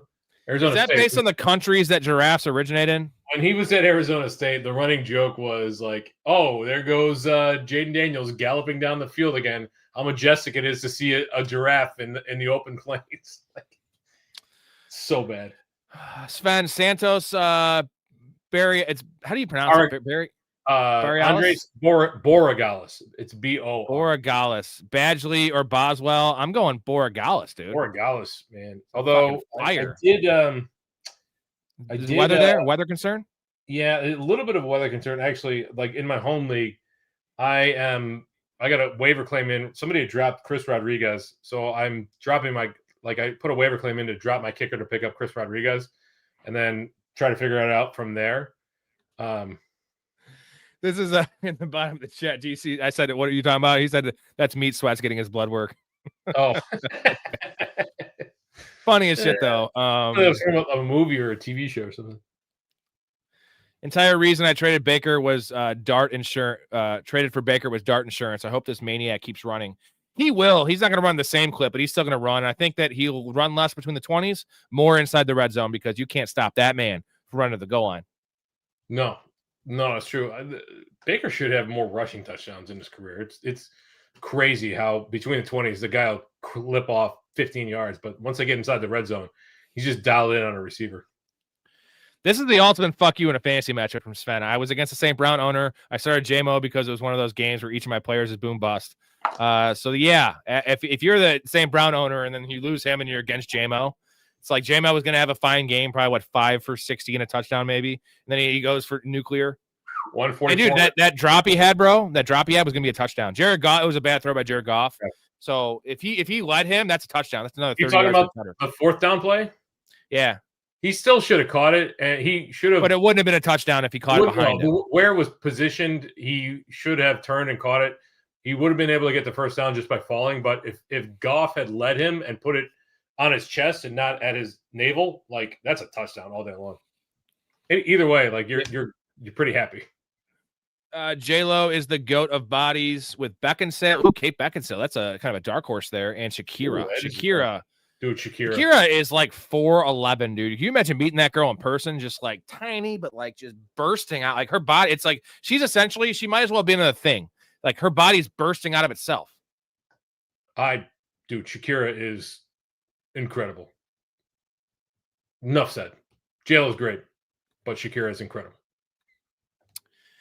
Yeah, and very talented singer too. I love Shakira. I love Shakira. Isn't it much recently? Love you guys. No G word. Last day tomorrow. Tow truck comes Saturday. My sphincter will be puckering. I don't know what that means. You mentioned something about the tow truck coming. Like, what are they doing, Jason? Let me know what the hell you're talking about. Because are you like leaving? Are you going to Mars? Are you going to Total Recall? And I told you, Quaid, don't go to Mars. Like, is he going to Mars? Jason, they have Wi-Fi in Mars? I'm sure we can talk about it tomorrow on the show too. But yeah, the original Total Recall is fine. It's awesome. Fuck you. Did you see the Running Man?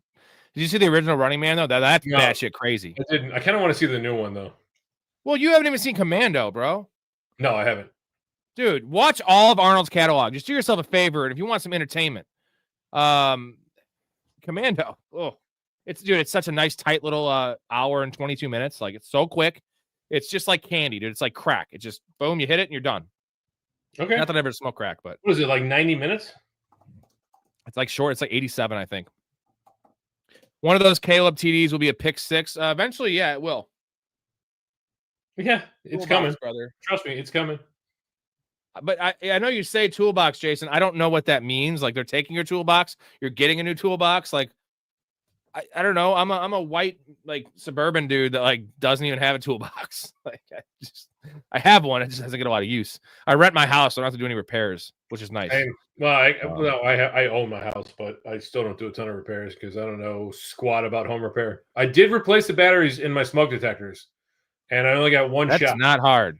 That's not hard. It's pretty tough when the ceiling in the master bedroom is 14 feet tall. Jaden Daniels could do that with his mouth because his neck's so long. True, he's just Sven Neal, RJ Harvey, or Woody Marks, but it's RJ Harvey. RJ Harvey. Is this pretty close? It's Harvey, Marks, Neal in that order. Man, I kind of want to say Woody Marks. Dude, you hate RJ Harvey, bro. I don't hate RJ Harvey. Yeah, you do. I don't trust Sean Payton at all. Like, we saw what happened with Julian McLaughlin last week. Or not 2 weeks ago. But that said, my heart wants to go Woody Marks, but I got to go RJ Harvey. Jake, I did not see the new Running Man because I don't watch remakes. I made the mistake of watching the new Total Recall when that came out in theaters with Colin Farrell, and that was just awful. Speaking of Kate Beckinsale, ooh, she's in that, you know. Oh yeah, she is. Yeah. As is Jessica Biel. Ooh, Jessica Biel. Ooh, you know what? I think Jessica Biel is the girl's girl, right? Like my wife loves Jessica Biel. Like, you know, she's pretty intimidating too. The body on her, and they just love her. Like they think she's attractive and sexy. A lot of girls just think other girls aren't attractive. They love Jessica Biel. Girls love Jessica Biel. I've had multiple girls. They love Jessica Biel. They love Olivia Wilde, right? They hate Jennifer Aniston. They hate Jennifer Aniston. They hate Ana de Armas. I like them all. I do too. Mac, which quarterback should I start? Stafford, Nix, Dart in a 2-quarterback league? Matt Stafford. Yeah, you got to stick with the guy who's hot and go with Stafford. Do you feel good about Chase Brown going forward? He had 18 today, but P. Ryan had all the goal line touches, and I don't think he'll get as many receptions when Higgins comes back. He's fine. He gets 100 total yards every game and just doesn't get in the end zone. Like, that's just what you expect from Chase Brown, right? It's going to be better. The offense will be better. God, it's amazing how they saw how well Chase Brown performed over the last 2 weeks, and they're like, "Yeah, throw P. Ryan back right in there. Samaje will do well in the red zone. That makes sense." I don't quite understand when that happened, but yeah, like I feel fine about Chase Brown. I just don't. He's no longer an RB1. Like he's a high end RB2, right? Yeah. I think so. They love using P. Ryan in 2-minute drills at the goal line. Like, it sucks. Like Zach Taylor. He's kind of stupid. He's almost as stupid as this. I used to fuck guys like you in prison. I gotta play Commando.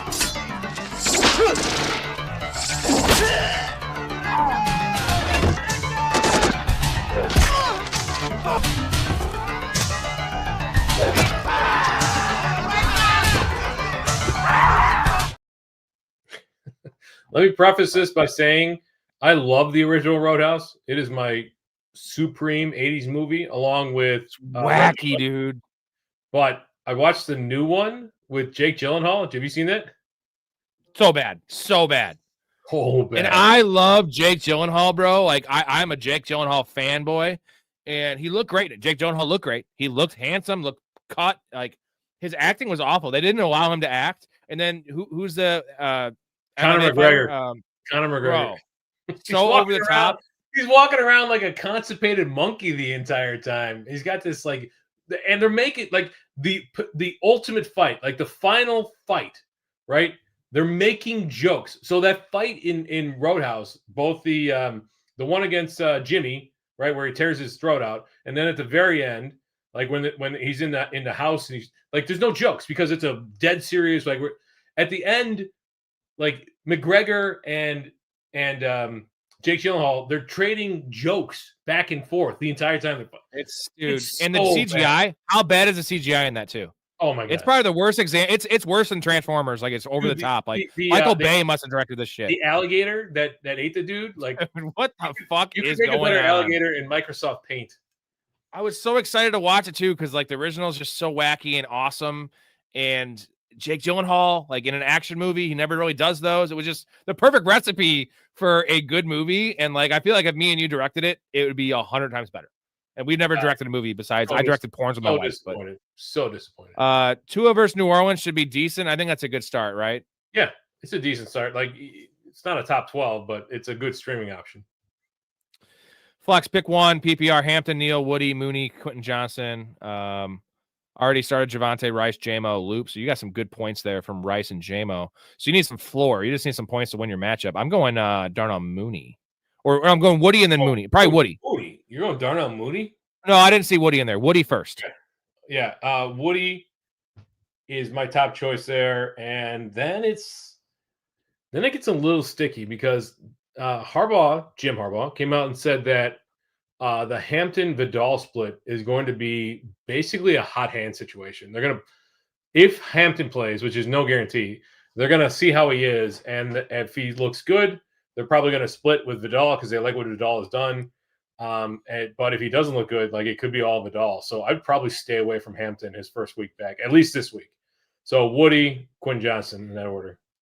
Jake, the remake of Roadhouse doesn't ruin the original. You just have to I act like it doesn't exist for Jake Gyllenhaal's filmography, for my headspace. Like I'll just watch the original. Also, Jake must be new. You're pretty cool. I like Jake. He's a good guy. How'd you find us? Were you referred by somebody? So I can give him a referral bonus, if you know what I mean. Yeah. I don't know what that is. Something, I guess. I sat Burrow for Lamar and Dak this week. I mean, how did I would have done the same thing? Like Burrow Dak did fine. I would have done the same thing though. Yeah. I would advise people to do the same thing, Mike. Would you? I think we might have. I might have actually told him to do that. That's my bad. I would not have played Burrow over either Lamar or Dak this week. Like, dude, the Bengals were the second worst defense in the entire NFL, or the worst defense, the second worst run defense. You would have thought that the Ravens would have known that. Yeah, I would not have played Burrow. The process was right there. You just got to hope that your team can correct. I've sat Caleb all season in favor of Lamar. It's a fact I'd won 3 games this season if I'd gone Caleb all season.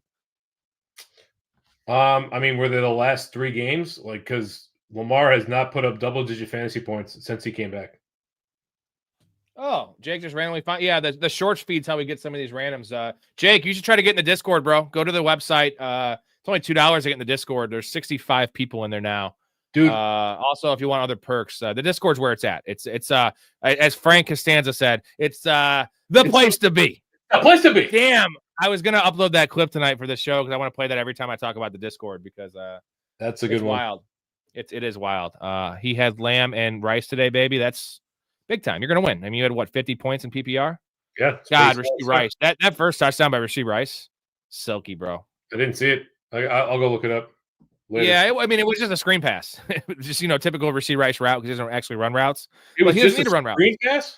Yeah, and he just was nimble around. He burned the linebacker and then somehow beat 2 safeties to the pylon. I didn't even get touched. It was awesome. What's going on, DB? DB just had a birthday, I think. If I missed it, happy birthday. Hey, happy birthday, DB. Oh, he's saying he would have won 3 games more. He has 7 wins. He would have had more wins. Dude, that was an option play too. Yeah. It was an option play with Hunt in the backfield, and Lamar just read it perfectly. That was beautiful. If Baker doesn't play, Ibuka or Sutton? I'm still going to Ibuka. Oh, man, I want to go Sutton after the bye because I feel like they're going to feed him. But if it's PPR, I'm going Ibuka. If there's no Baker, but if it's half PPR, I'm going Sutton. I'd only go Sutton in a standard league. Otherwise, I'm going to Ibuka. So split the difference. Yeah. I hate when we give people no advice because it's just who do you trust? Who do you trust? Whom do you trust? I gotta I gotta drain the lizard. Okay. It's not a lizard, it's a worm for him. It's the angry inch. The angry inch. We did have a good Thanksgiving, DB. I haven't seen you around, man. How you doing? We had a good Thanksgiving. It was fun. I didn't see Storey. I got to give Storey his hat, although he'll never wear it because he's got this nice hair. I just can hide my pretty receding hairline. It's not terrible, but it's not great. It's getting thin, boys. It's getting thin. Not proud of it, but it's okay. Oh shit, we need to start another goal. What am I doing? I owe a chug too. What am I? I'm just really slacking. We got Big Ray in the Chizat. What's going on, Ray? Ray will be on here in a little bit. Once I get a little closer to cut up with the chat, we will get Big Ray on here and have a little three-way. That's the right thing. I think too many adults have been saying. I don't get the 7-6-7, 7-6, whatever the hell it is. Baker is a TD maker. Damn straight he is, but Baker is diminished. Look up 90 Shakira pics bikini. I want to do that after this. I will.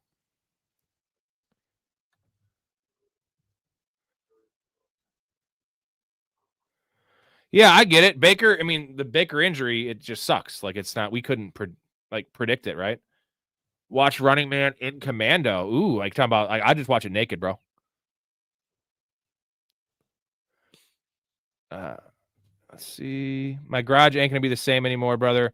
38,000 for my. I see. So you're just not gonna have your setup in the garage. You could still get a new setup in the garage, new man cave. Central mood: Rico, Bucky, or Neil start one full PPR. This is Rico, and it's not even close. Bucky, I don't trust his snap share. I see 50% max. Devin Neal is questionable, and either way, Taysom Hill is going to be just pillaging the goal line work there. Rico Dowdle, I think that Dave Canales is going to go back and look at the film there in the 49ers game. In a game they were only down by one score almost the whole game, and they gave Rico Dowdle 6 carries and I think 4 receptions, 10 touches for Rico Dowdle. They got to run the ball. They get it back to what got them to this winning record, that what got them to 6-5. Now they're 6-6, but they were 1-3, I think. So like their winning streak was based on Rico Dowdle and running the goddamn ball. So they got to get back to it. They will get back to it. Tough matchup. It's going to be hard to do, but Rico will get a lot of work in the passing game too. So give me Rico Dowdle. I would rank it Rico, Neal, Bucky. No, Rico, Bucky, Neal.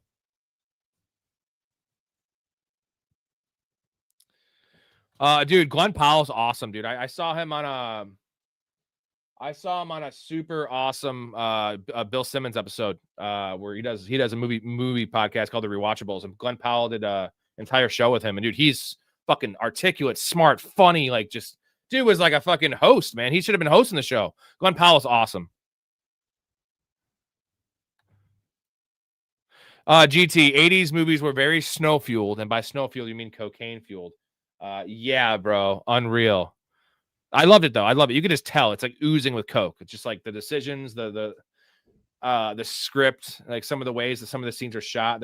My favorite thing is just the gratuitous nudity. Like Commando has the best example of that. They're fighting in a hotel room. They didn't have it all movie, so they just have to have him break through the door to the other motel room next to him. There's just 2 people filming themselves banging. You see like, I don't know, 5 seconds of the chick's tits, but like they had to have it. It's like literally like the director was like going through and he's like, all right, this is awesome. Do we have any? There's no tits in this movie. All right, hold on, we gotta shoot the scene. Gotta get tits in the movie. That was the 80s, man. I wish we were back in the 80s, at least for movies, right? Because movies and music, and maybe not music as much, but movies, 80s movies are wild. I think the 90s are still the best. 90s are the best era by far, but 80s were just out there. Zach Taylor is super, super stupid. Yeah, dude. Appreciate you. And then we have a super from Jason. Big Ray. Didn't even see my apologies, brother. It wasn't a bad comment. It was a funny comment. I think it was pretty funny. Hey, Storey. Yo. How much do you hate Zach Taylor? Oh my God. I owe a chug, so I'm gonna do this one. Yeah. I mean, like the team has succeeded in spite of Zach Taylor. He doesn't bring anything to that team whatsoever. He's a bad motivator. He's a bad in-game coach. He's a bad play caller. He brings nothing. I cannot believe he's still employed there. It's crazy. Like they've had one Super Bowl appearance his entire tenure. I did not see the Jay and Silent Bob reboot. Did you? You don't like Jay and Silent Bob, do you? I don't mind them. I saw Dogma. I saw Jay and Silent Yeah, Bob back. yeah. I didn't see the reboot. I should probably watch that because I've seen everything Kevin Smith's made. Besides that, apparently, we should actually make our own Roadhouse. Good call, Jake. Want to do it? Just who's going to be shirtless? Like, I can't be the lead. You can't. You might if you work out for like a month or two. Story. Like, I'm could far just go, past like, that one. super like out of the like crazy and have Ray be the shirtless guy. Yeah. All right, that's Jason's last stream from his box tomorrow. He's got his whole setup in his garage, so he's gonna be on the show tomorrow. It's gonna be awesome. All right.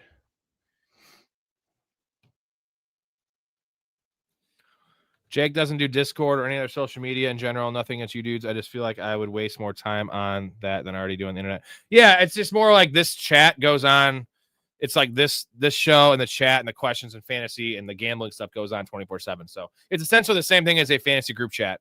It's not social media. I don't do social media either, but I dig the Discord and like, I like fantasy group chats because it's just pretty fucking wild. Pretty wild. Do you guys think the Chargers are a good start for this weekend? I think they're the must start. I think they're a top 4 defense. Do you agree? Yeah. Who's the top defense, you think? Seahawks?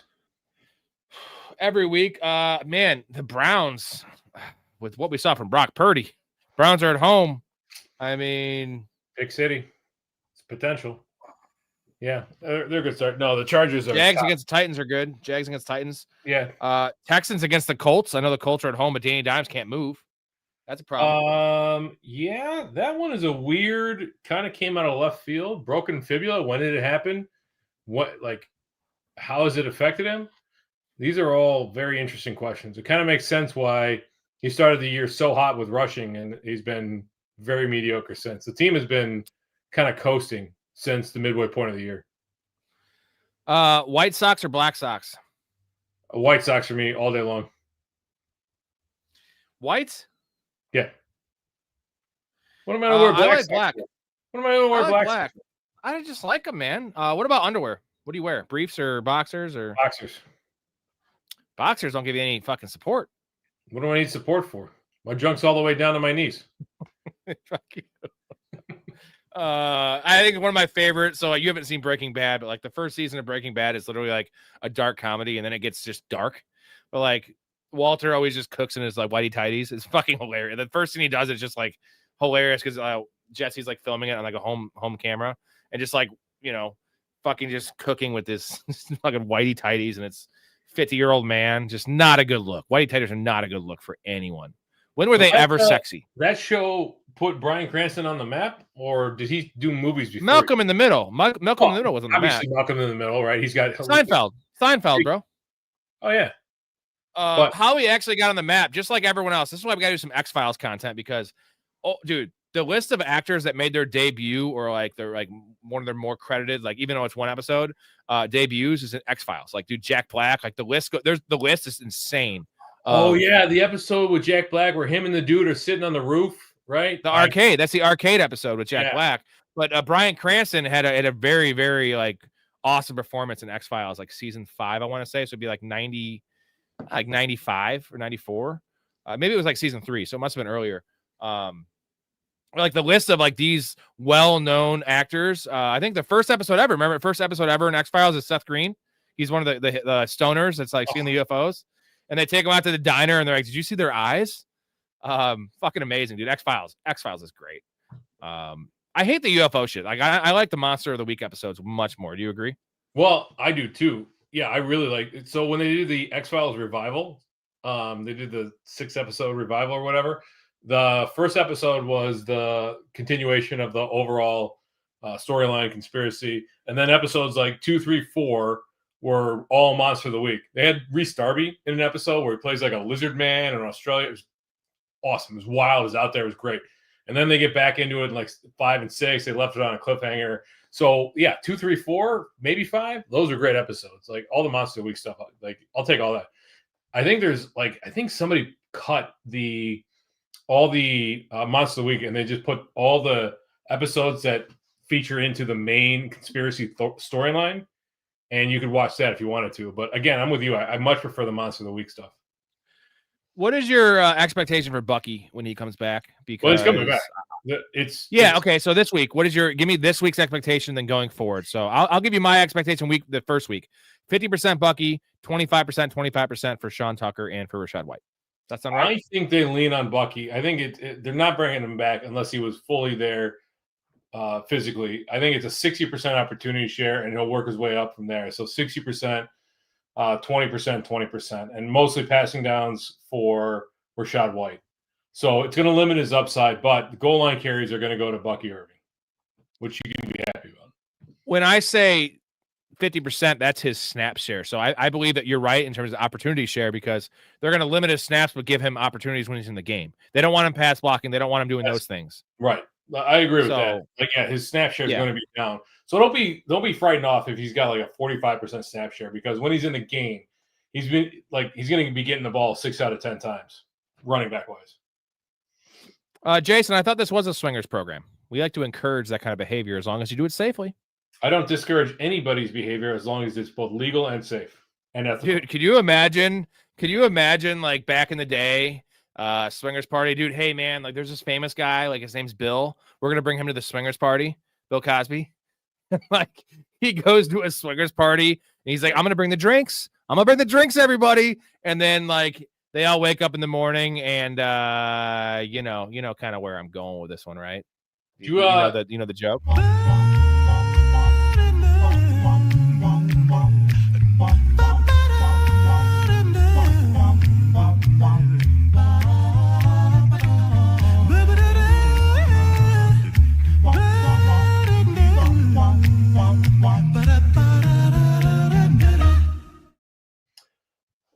There's always room for Jello.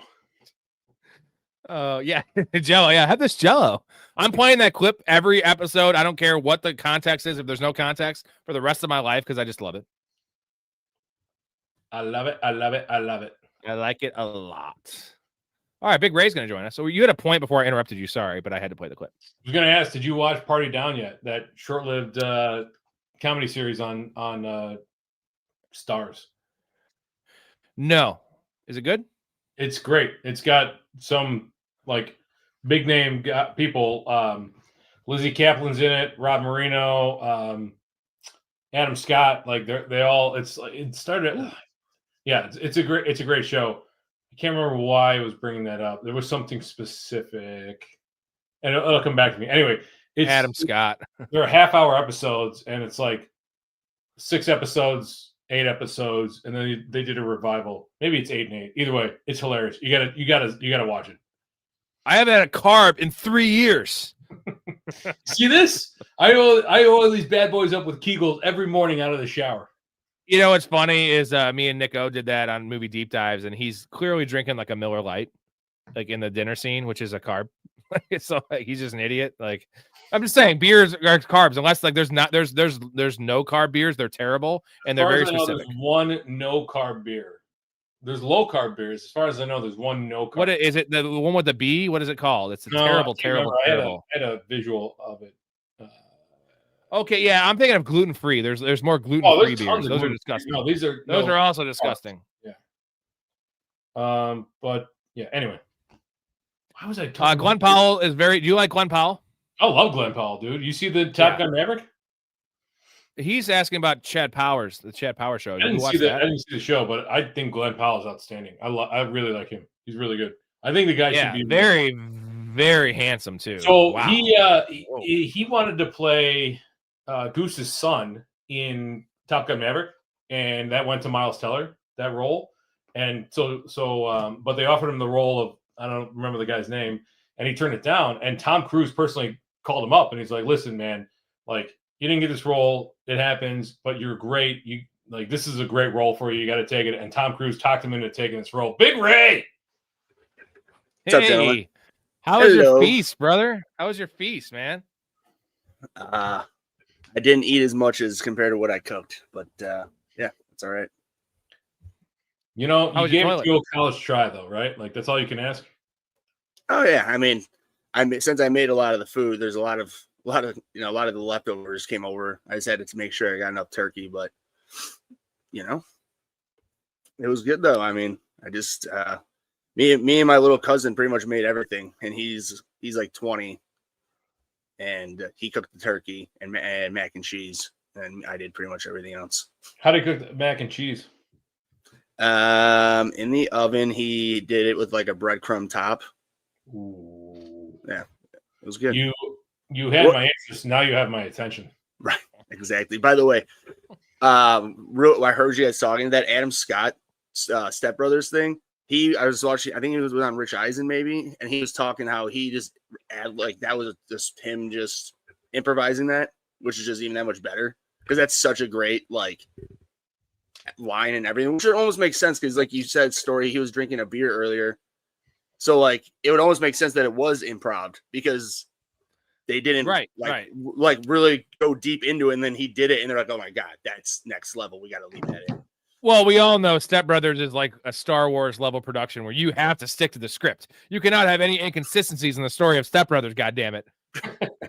Yeah, pretty much any of those great comedies that we all grew up with. Yeah, literally like any of those great movies that we all grew up with. That's great, guys. From, Thanks a lot. Like 2000.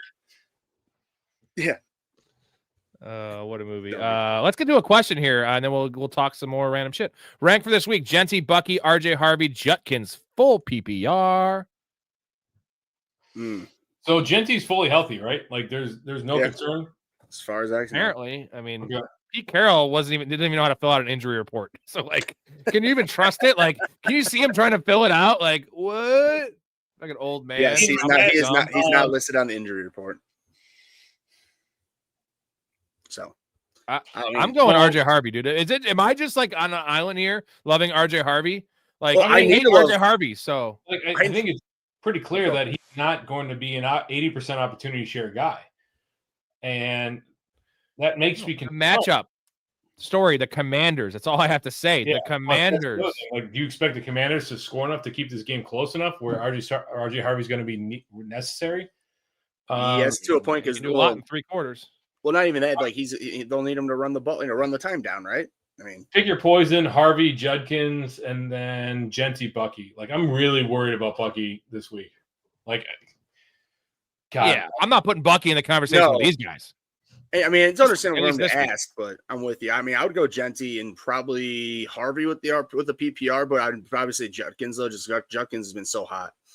I mean, he is their offense in the red zone. Like they really want to get him the ball, which is like unusual for teams these days. Usually they get down to the 10 zone or the green zone and they're like, all right, let's throw the ball. Oh, we're Dallas. Let's go ahead and abandon Javonte Williams. Let's throw the ball all day long. Makes a ton of sense. Thought Meat Sweats was in charge of sides. Big Ray sounds too sober. Have you drank today, Ray? Yeah. Did you have rum ham? Is that what you drank? You had rum ham? You infused your ham with rum? So no, but it was actually funny. There's a dude that I follow. He goes, I think Jason Curso. I don't know, but he's a Bills fan, and he's like a little younger than me. And he did that. He soaked rum, ham and rum, and he just said, and then he cooked it, and he said that it didn't get you drunk, but you definitely could taste the sweetness, like added sweetness from the rum. So like he soaked it for like 24 hours. But I feel like if you cooked the ham and then soaked it and then just took it out, you're getting drunk off that because he cooked it, after he soaked it. So it's like that makes sense. He burned the alcohol off. But you cook it, then soak it. You're in business. Jared just almost ended a dude trying to break into my house. Holy fuck. Yeah, fuck him up, man. In Florida, you could shoot him legally. I think you can do that anywhere. Legally. I don't have a gun. Anyway, do y'all think Hampton is going to play this week or stick with Vidal? So, Ray, you think Hampton's playing this week? So one of my coworkers, he's been hounding me on this, and like literally, like he's like so hard. He knows you're a podcast star, Ray. Oh yeah. Of course, I sent it to him, so he thinks I know everything. I'm like, if I knew everything, I'd be better than Rob, but I'm not. By the way, I mean, here's the thing. I've been telling him that they haven't activated him off IR. They have until Saturday to do so. If they do so, that's just open up the 21-day practice window. And I know, like, I don't know. If they haven't activated him off IR and they have until Saturday to do so for him to play Sunday, Yeah. Why would they do it on Monday? Yeah, just in general, like they would have done this by now, and it's like, oh yeah, he's playing. I don't think he's playing. At least this week. I mean, he's coming back, but I don't know about any. Right. Story. You want to trust him. That's all. Story. If Hampton does come back, though, we still prefer Vidal over Hampton. I know it's probably a stay away, but we would still prefer Vidal over Hampton, right? I don't know. This one is really tough. It's messy. It's messy. This one is really, really tough. Dude, I had a bunch of people drop Vidal in Fantrax leagues. And like I have a couple spots where I'm like 8-4, right? And I'm in second place, but I need to win out to like guarantee buy. And I used a waiver claim on him. I was like, I don't care if it's just this 1 week in this awesome matchup against the Raiders. Like, give me 16 points, give me a win, and then I'm like, I don't care after that. Like, why would you drop Vidal? Like, people are just always taking this at face value when a guy gets activated. Like Trey Benson, you just mentioned. Now this is a different situation, but like that just means they have 21 days to make their thing. And also, there's a chance they do it and he doesn't respond. Well, he doesn't play. I would say they opened Hampton's practice window. Oh, they did. Okay. Oh yeah, they did. So they opened it 2 days ago. He's been limited ever since. I still don't think he plays this week. Well, like I said, I know for a fact they have until Saturday to activate him off IR to play Sunday, which would make sense as to why they opened up his practice window. Saturday at 3:00 Central Time. They have until. Right. So that's 4:00 Eastern for you people out there.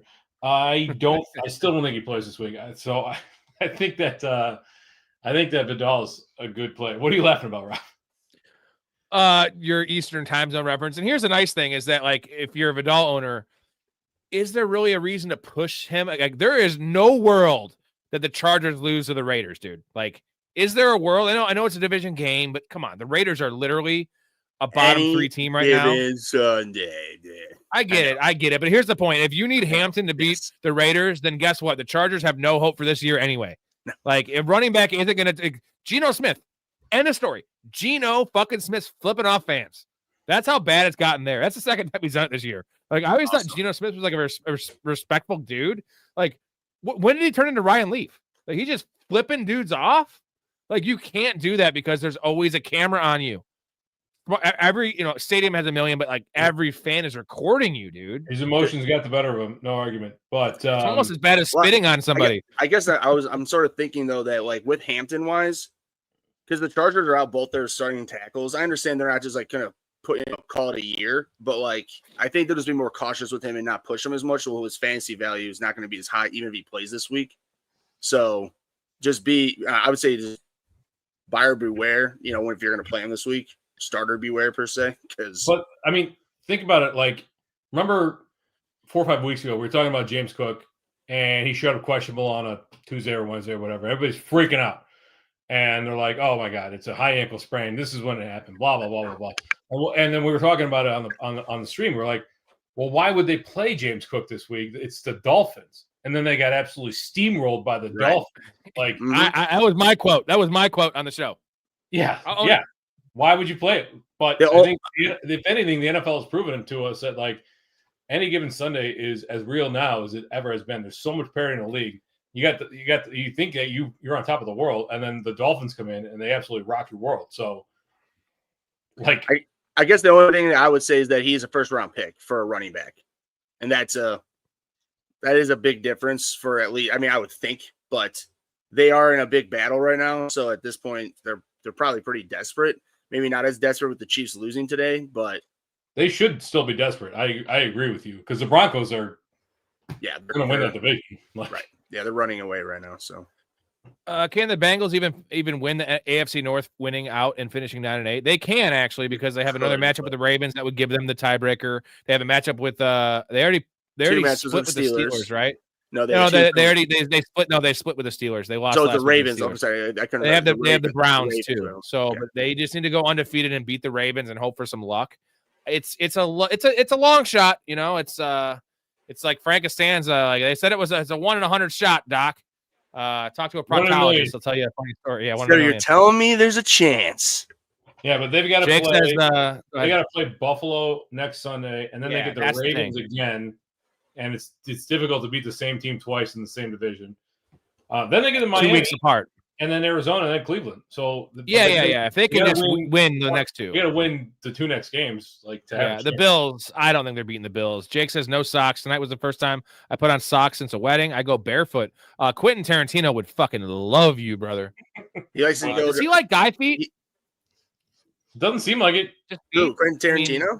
He definitely likes. Yeah. He likes little girls' feet that I've seen a picture of him sucking on. Yeah. I think that's pretty documented, bro. That's pretty documented. When we say little, we're talking about short girls. We're talking about short girls in this stream. Ted Lasso got like 3 of the characters in the big shows or movies. I haven't seen Ted Lasso or any of these shows. Oh, what's the British chick's name? She was in the latest Mission Impossible. I can't remember her name. I haven't watched it either. My wife really likes that show. I don't know what it is. I mean, I don't know. I know what it is. I don't know who Hannah Waddingham. Yeah, Hannah Waddingham. Waddingham. Yeah. Brett Goldstein, Brendan Hunt. I know him. He plays. He's also in Mission Impossible. He plays what's his name? The head of the syndicate. Anyway, yeah. The head of the bad guys. One of the bad guys. Crystal Fernandez, Billy Harris, James Lance, Juno Temple. Look at this comment. I can't read it, but it's pretty funny, dude. I'll give you credit. You went for it there. It's pretty funny, dude. 50% snap share is probably accurate, buddy. But yeah, I don't know what you're mad about, or you're just mad at the world. And if you are, sorry, buddy. I need to correct myself. Actually, it's not Thanksgiving. Brendan Hunt is not in the Mission Impossible movies. I was thinking of Sean Harris. I apologize to everybody. Oh boy, the comment's great. Jason, born and raised in Pasco County, brother, got meth labs to my left and nudist counties to my right, and a golf course in my backyard. Have you seen that Chappelle stand-up where he's like talking about going from San Francisco to Oakland? Mm-hmm. He's like, oh yeah, he's like, gun store, liquor store, gun store. Yeah. Oh shit, we're in Oakland. Yeah, no, right. It's like, he's talking about the gay community in San Francisco, and then all of a sudden he figures out he's in Oakland based on what you just said. Thanks for coming to San Francisco. Yeah, thank you. Good seeing you. Thanks. And all of a sudden, driving down, just acting my own business. Oh, the Oakland, bitch. Yeah, liquor store, gun store, liquor store. It's like, gun store, liquor store, gun store. Oh, the Oakland, bitch. Rank for this week: Dowdle, Harvey, Hampton, Neil, Benson. We're going Dowdle, Harvey, right? Dowdle top. First 2, I would go. Dowdle, Harvey. Yeah, in that order. And then Neil. Dude, Neil's got a tough matchup. I know, I'm just saying, but out of the other 2, I'm saying then Neil. What are your thoughts on Neil? Give me both of your guys' rest of season ranking, because here's what it breaks down to. Taysom Hill is going to be an issue on the goal line and maybe taking some carries, but Audric Estime and Evan Hull, Storey, that's who's behind him. Northwestern's own. Okay, so you like Evan Hall? Is that what you're saying? Or isn't he white? He was a practice squad guy before this week. So, and Estime is very, very slow. Very slow. So give me a number, both you guys, the rest of the season, PPR. I'm going to give you, for mine, I'll give him at 21. 21 is super high, dude. I was going to go around more. A lot of injuries, bro. Only because you said it yourself, Taysom Hill. He's taking away his goal line opportunities. Vulturing goal line. You're going to have a game where Neil pops off for, 60 yards and 2 touchdowns, but Taysom Hill is going to carry. He's going to absorb a lot of those goal line looks. It's still an offense that is led by Tyler Shuck, is also dealing with injuries to Chris Olave. Like, if he goes down, that's it. That's it for that offense. Dump downs. I know Kamara hadn't been having them, but running back 33 for the rest of the season. Like, I just don't. Ray, what do you got? He's a lead back, but what does that even mean? I said 30. I mean, he's a running back 3. I mean, he's like, all right. 21 was probably adventurous. Well, I mean, 23. What's Genty? What's Genty on the season? Rest of the season? I'm just saying going forward. Like right now, what's Genty? Oh, he's probably terrible. Yeah. Well, yes, but obviously, I'm going to look it up because my point is, Genty is a generational talent, and he's barely surviving in that offense. Right. Hey, Jason, he says J-Bob, Birds Blow, TLC reference. By the way, the new bath mats are in. I don't know what that means. Jason, give me your score prediction for the game tomorrow. And we're all Bears fans here. We're gonna give you ours in a second. Ray, I want to get your take on this one. But if you think they're going to beat the Bears, I think if you think the Bears are going to beat them, I think you're crazy. So let me know in the comments what your score prediction. Give me a story. And our ball's deep. Harvey's running back 28 right now for points. Harvey. Genty is Genty is 14 1, 2, 3, 4, 5, 6, just based on 8, volume 9, 10, and 11. a couple touchdowns. But I'm saying balls deep. What 8 overall? And Devin Neal's a 6th round pick. Like, yeah. Okay, real quick. I want your score prediction, Ray, for Bears tomorrow. You said, are you still sticking with 50-50 the Bears win, or you change? You cool on that a little bit? Me and Storey both said 30%. By the way, he's in line with me. I mean, no, I'm still sticking 50-50. They're getting their secondary back, and I don't know how healthy. I mean, I'm assuming probably Devontae Smith's playing, but at that point he's still going to be a bit hampered. I understand the Bears have a lot of linebackers. They're going to be out, which is definitely not going to help with their run game situation. But the defense has been playing, just more. I mean, they're an opportunistic defense, and obviously with the takeaways. And on top of that, I'm just not a big believer in like the offense for Philadelphia just seems off. Now it's because I really think that the main thing will come down to how the Bears can limit big plays from the Eagles, and then on top of that, the offense keeping up against the Eagles' good defense. That's going to be. I think that's going to be Vic Fangio versus Ben Johnson. I think that's going to be the biggest matchup, honestly, for the day. I mean, Storey, you tell me if I'm wrong. I'm thinking that's going to be the big spot here. I mean, obviously, and again, because the Bears have had problems with the run defense and with having their top 3 linebackers out, that's just clearly not going to help anything. But I was saying yesterday that the only thing that I'm not as worried about is Saquon, is because last year he was averaging, I think, 5.8 yards per carry. He's averaging like 3.7. And with the amount of carries that he's had, it would be 400 yards less rushing this year.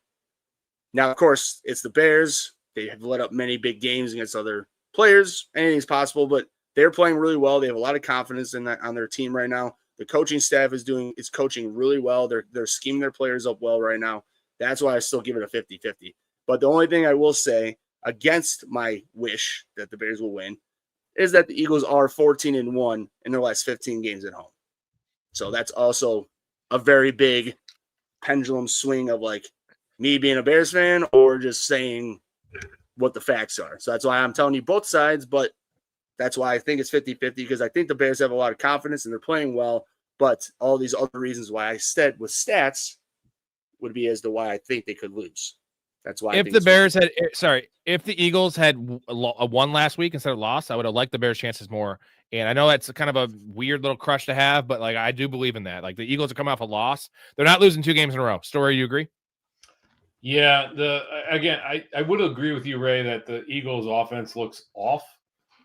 I can't put my finger on it, but the fact of the matter is, like, the Bears' defense, the front 7, especially the linebackers, have been absolutely decimated by injury.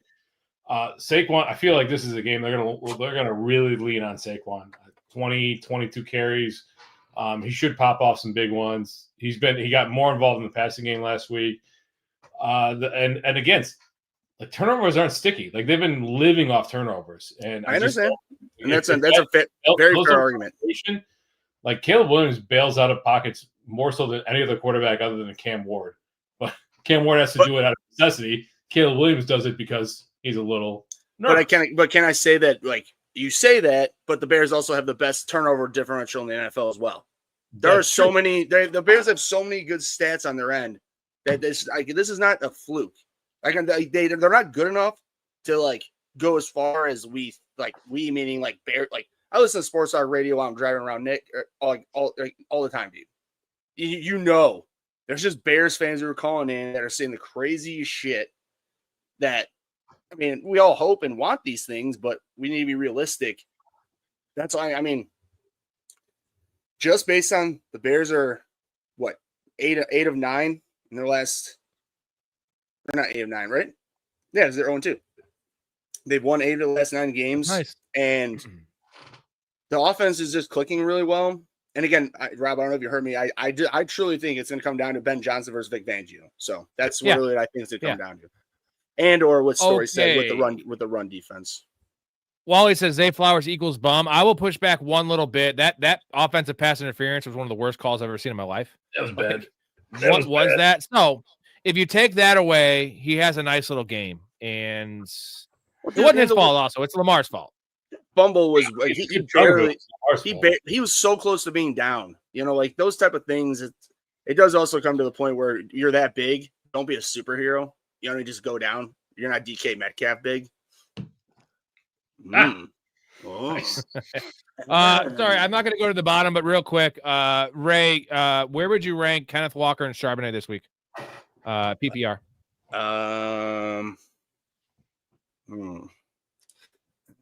That's a very good question, my friend. Well, they're at home against Minnesota. Ray, you walked right into that one. Yeah, he was waiting. Sorry, I had to make a Rob's question. A really good friend, and I'm going to possibly continue to answer the question, and I'm going to sit here and tell you that I'm going to say that they're both shit bags for this week because they're tiny dancers, and they're going to end up kicking ass because they're at home against Minnesota, who are starting some no-name bum that Ray's never heard of, Max something or another. But he's going to be he'll be better than JJ9. That's all. And I feel bad because I want JJ9 to be all right, but Max Brosmer.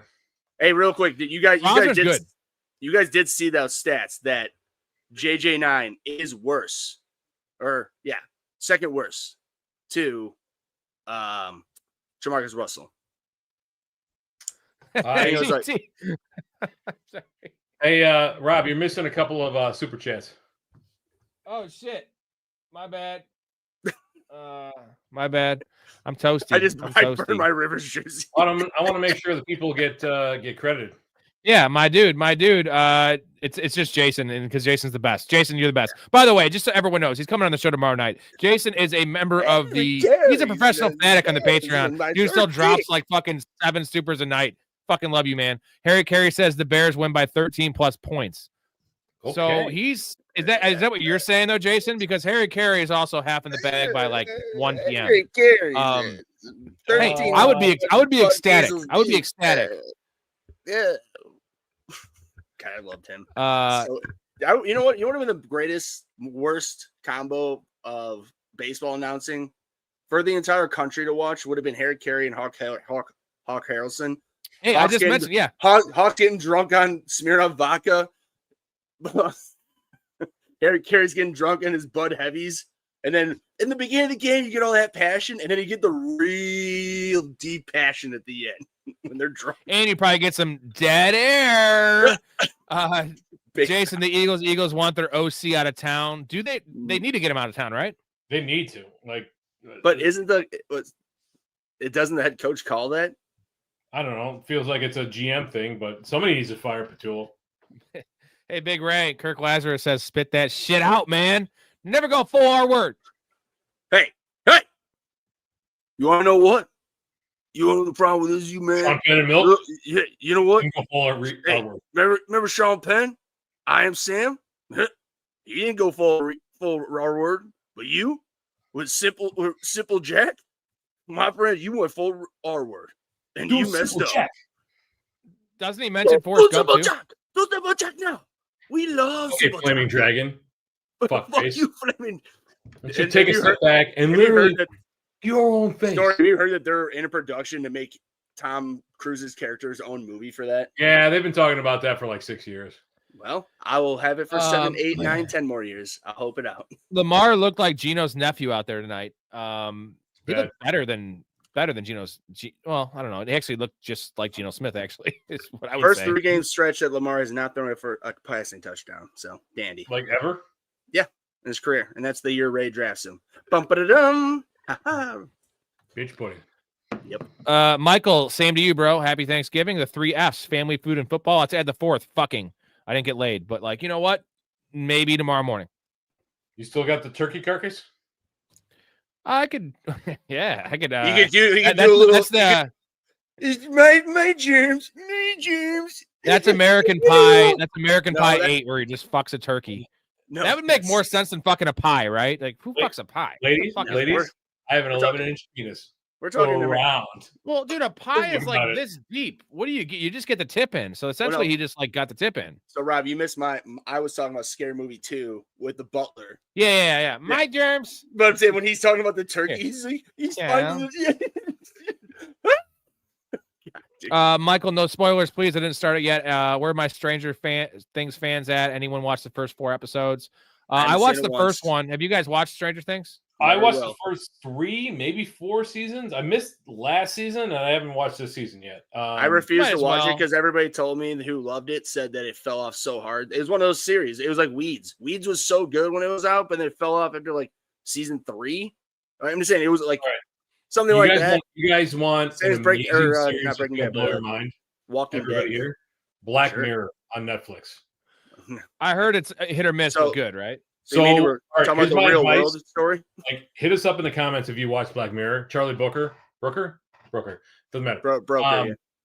Watch Black Mirror, but start with season 1, episode 2, then watch episode 3, then loop back to episode 1. It's an anthology series, but it's got through lines through everything. Just trust me. Don't even look it up. Skip episode 1, watch 2, 3, and then circle back to 1. Okay, and then you'll be hooked. It's an amazing series. Ray, read this one for me. Give me your Lazarus impression here. Forrest Gump, slow yes, our Artar may go and wins a ping pong championship, but it ain't our Artar. Storey, give me yours. Read it. Not gonna read that. Oh. I will. Hey, but here's the funny thing. I will do I the think doctor it's a where he's like, conspiracy theory that he wasn't. standing up that. straight, boy. Got you all straightened out, huh? I'm just saying that maybe Forrest wasn't as dumb as he was. He just until the end when he No. when he You got decided to have your sex leg. with an AIDS patient. Magic leg. No, okay. So it's a common misconception that Jenny had AIDS. Hepatitis. Well, yeah, Oh, it's hepatitis hepatitis, C okay. is what she died from. Hepatitis C. Yeah, that makes sense. Same difference. I mean, Not Mm. close, but what? But Yeah. not close, but different. is he referring to who the hell is it? Face tattoo? Oh, Jelly Roll. Oh no, it was Eminem. Oh, I no, don't know. no, Which not Jelly one? Roll. Who's the other guy? Well, Post I Malone. know.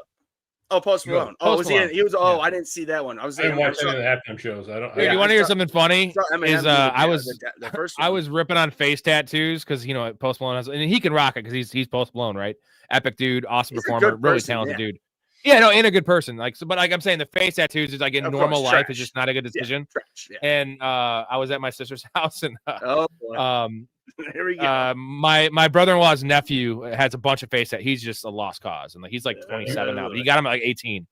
Just face and he was like in the kitchen, and like I just wasn't thinking I was just ripping on face tattoos. in the dude. kitchen with. And I'm pretty loud, and Dinah. like, in the dude, kitchen honestly, with face tattoos are just tattoos. stupid, bro. Like, there's so many other spots in your body to tattoo. Like, why?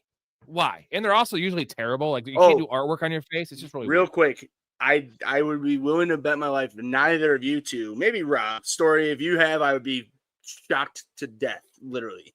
It was a quick video, and it said that it was a losing fantasy punishment. And so the winner of the championship got to pick the last place person's tattoo. Ooh. They literally they like basically not I'm assuming it's fake, but if it was real, it was the most epic thing ever. They basically around his belly button put a guy like bending over, spreading his cheeks, and then like tattooed it being his crack and his hole and all. And it's I think it was real just because I mean I don't know. I guess I'm gullible to a point, but that was some pretty he was visibly very upset to the point he looked like he wanted to kill himself. So well, okay. So I got several thoughts about that. Number one, it's kind of funny. Like I hate to say it. of course it's funny, dude. It's like not for him, but the rest of us. It's hilarious. Punishments are stupid in and of themselves. Like your punishment. I don't mind little ones like you're a it's like loser, right? Like yeah, loser. yeah. You hear about the one guy? I don't know if this is actually verified, but there was a fantasy punishment for last place where you had to run a marathon, and the dude did like no training, no practice whatsoever. I saw that marathon, and his like organs shut down because part of the reason you train for a marathon is not just to get your muscles ready, is to get your organs ready because like they can actually like mess you up if you don't do that. So just be careful. Just be careful out there, people. Like, that's messed up because I've seen ones where guys make dudes like go into wrestling matches. You know, like it's like a local college wrestling match. You know, like a meet or whatever, and they're just like, oh yeah, my guy needs to get his ass kicked, so go ahead and just take care of him. Real quick, Jason. I don't read the script. The script reads me. What a fucking quote. Man, you know what? All right.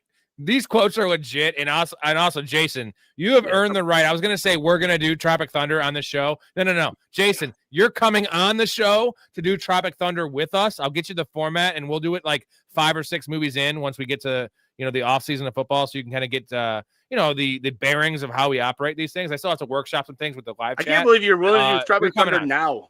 I've been asking you that for years. Well, no, but when he's meant like that quote right there alone, like I didn't think about that. Like I don't read the script. The script reads me like, what is that? Epic. Like, but it makes so much sense because the that scene is one of the surgery to go blackface. That's one of the funniest scenes like in all of comedy ever, in my opinion. I owe a chug, so because he's so innocent. He's just looking around like you guys read the script, right? And they're all just like, "Ooh, Rob, I'm gonna join you on this one, Chug." You got me? You gonna do it? All right. The story was already lit. Ray, I know you're not drinking, so take the night off from drinking. What do you mean? I said, I was. It's just nice. He said I'm sober. I didn't say I was sober. Just Jason. Yes, he would do it. He would do it, bro. Jesus, Jason, you are the. Do I need to join? Do I need to join him?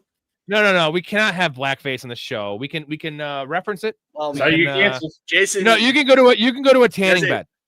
Me and Jason will talk. Dude, by the way, Jason, I bet you've seen this. I saw Bruce Arians on he was on what the hell show was it? Dude, he is so tan. He looked dude, I literally didn't know. Yeah, he's a Florida guy. No, he's like retired now. Yeah, he's a guy. No, I know that. When he was coaching, he wasn't that tan. So he's bro, dude, I was like, this dude's definitely Mexican. Like this is not a white dude. And it was like the camera was far away. Himself, his original self that we know. Oh, he is. He makes Trump. He makes Trump. Have you seen the movie Powder? I just have to look this up now. Powder. He makes. Yeah, it's about an albino. Bruce Arians. Yeah, Bruce Arians. Yeah, Bruce Arians in this interview makes Donald Trump look like powder. So a few weeks ago, that is that dark. My buddy Mike was like, "Hey, what color is a bat?" Yeah. I'm like, my phone's lighting that up, but I'm in person. That is dark. It's Pat McAfee. Go to the Pat McAfee interview with Bruce Arians. Pat McAfee. Okay. It's fucking wild. I'll never search anything Pat McAfee. I can't stand that guy. You don't like Pat McAfee? Oh my god, what an absolute clown! People think our show's like Pat McAfee. A clown who's going to the fucking moon, brother. I'm not saying. I mean, I get why you don't like him, but I'm just saying. The younger people love him. I mean, look what he's. But it's all fake. It's just a persona. Like it's like I don't know, man. Did you ever watch him when he played? He was always like a clown. I'm gonna say a clown. He was always the most excitable punter and kicker I've ever seen in my entire life. No, it's just nonsense. It's all an act, and I can't stand it. It's all fake. Like it's all. You're telling me TV's fake? Oh my god, Storey. Why are you telling Ray bad news right now? I can't help it. I'm dropping truth bombs all over the place. Trey Benson, Pat McAfee. All right, we got to do a chug here. Devin Neal or Hampton this week. Even if Hampton plays, we're going Devin Neal. We all agree with that one? I guess. Only because I don't know about Hampton. We will know Saturday, I think, because he'll be off IR. All right. So what about Samson? What about Samson? Fuck you. I want to talk to Samson. Climbing to the moon like that bitch Alice Cram. I'm not giving in to you. Yeah, he's not even on the camera right now. He's just talking. Jake, before we do this chug, I pretty much set my lineup, but I might switch it up. You guys tell me if I'm wrong. Projections are about even. Harvey or Henderson is my RB2. I'm starting Bucky. I would start Harvey and Henderson over Bucky, bro. I would start Henderson, Harvey, Bucky in that order. I'm with both of them. I'm definitely Hendy's number 1, Harvey's 2, and Bucky's 3. Well, Bucky's projection's wild. It's like 16. I know it's 14. PPR, I cannot wrap my head around his projections. I don't know where it's a projection, dude. It's a projection. Devin Neal has a 15 projection. Like, get out of here with that shit. I can't wrap my head around these projections. 15. What I want to do, you know what I want to do? I go to DraftKings or FanDuel or Bet365, and I look at their actual number. That's a projection for me because that's where they set the line for Vegas. That's my projection, right? Okay, is that more accurate? Real quick, can you guys both explain to me how I've said before how I think that not just NFL but the sports are rigged to a point, and the Browns, what was Browns game last week, and they kicked the ball, punted it on the 29-yard line when it was 36.5 points, and if they would have kicked the field goal, it would have been 37. With like less than a minute. I've never seen any NFL team in the entire world ever in my history of watching football, hours and days of my life, one college or NFL football team punt from their going in to the end zone, 29-yard line. When the line was 36.5 points, and if they would have kicked the field goal like any other team, yes, over under, it would have been 37. The game ended very soon after, within 30 seconds or less. They punted. That's why I bet props. So that's what you don't know. I will say unequivocally, I do not think that professional sports in the United States are rigged in any capacity. Have there been instances of individuals doing nefarious things? Yes. Have there been sports leagues in the past outside of the United States that have issues? Yes, of course. When it comes to at least the big four and Major League Soccer and like the big ones, there's way too much money to be made and way too much money to be lost by rigging. That said, I understand why people continually think that when you see things like Derrick Henry running for 6 yards a carry and they only give him 10 carries in a game when they're only down by one score until the fourth quarter. I understand why people coaches. It's not, I don't think, like, again, unequivocally, I do not think professional sports are rigged in any capacity other than a few rogue individuals. So you two are both older than me. You two are both older than me by at least 3 years plus. You have 30 years? 3+ years. That means you two have watched that much more football than me. Tell me one fucking game that an NFL, or I'm sorry, high school, college, NFL, Europe, Canada, anything, kicked a punt on the 29-yard, literally on the 20-yard line, going in. Bad coaching. It's not the Browns. Like, we can't justify what the Browns do. Like, who cares about the total of the game anyway? Billions of dollars on the line, and you're going to say, "Oh, it's bad coaching." Yeah. Okay.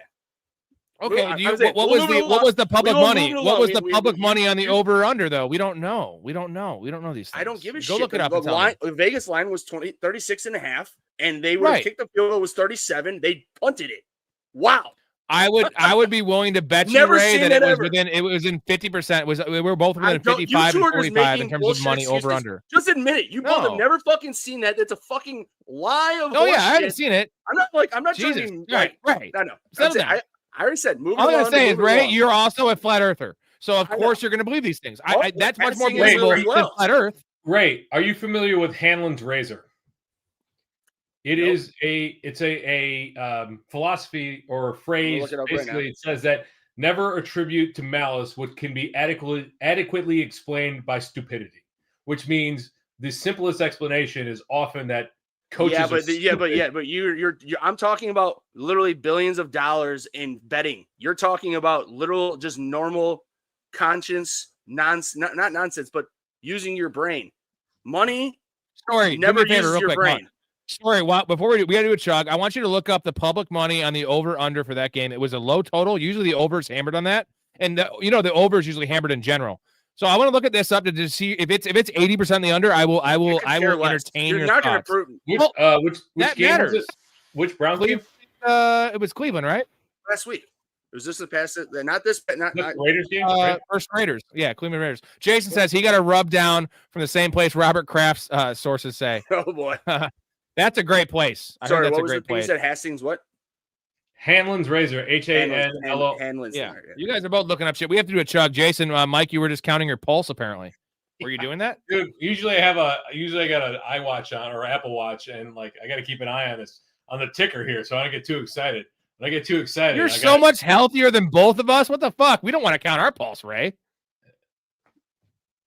See if I can Do we? find the. Oh wait, Real quick before this chug, it's we there. want to. He's set on starting Bucky. Jake is set on starting Bucky. We advise All right. against that because he waited so long. I get that you're starting your lineup with your heart, not your head. Harvey or Henderson? I'm going Harvey over Henderson because I'm worried about Stevenson. I'm going Henderson over Henderson all day, dude. Stevenson did nothing. Okay, He so start averaged Henderson. like I'm just saying he averaged like 3 yards a carry last week with his 6 MVP. carries. That was definitely a push off. But you know what? These officials suck. Ray will tell you it's rigged. I'll just tell you the officials suck too, just like the coaches suck. Oh, okay. 'Cause the Um, push off is rigged, but I'm talking over unders. Okay, yes. Yeah, well, it's all part of the same thing. Michael, No, I'm it's not a Ravens not. fan, No, but I respect it's- the shit out of Lamar. Michael, I also respect the shit out of Lamar, dude. His winning percentage in the regular season, I know it's regular season, is still elite. So he's He's a the 2-time shit. MVP, isn't he? That's correct. That's correct. Don't know. I don't What's know. the too many line?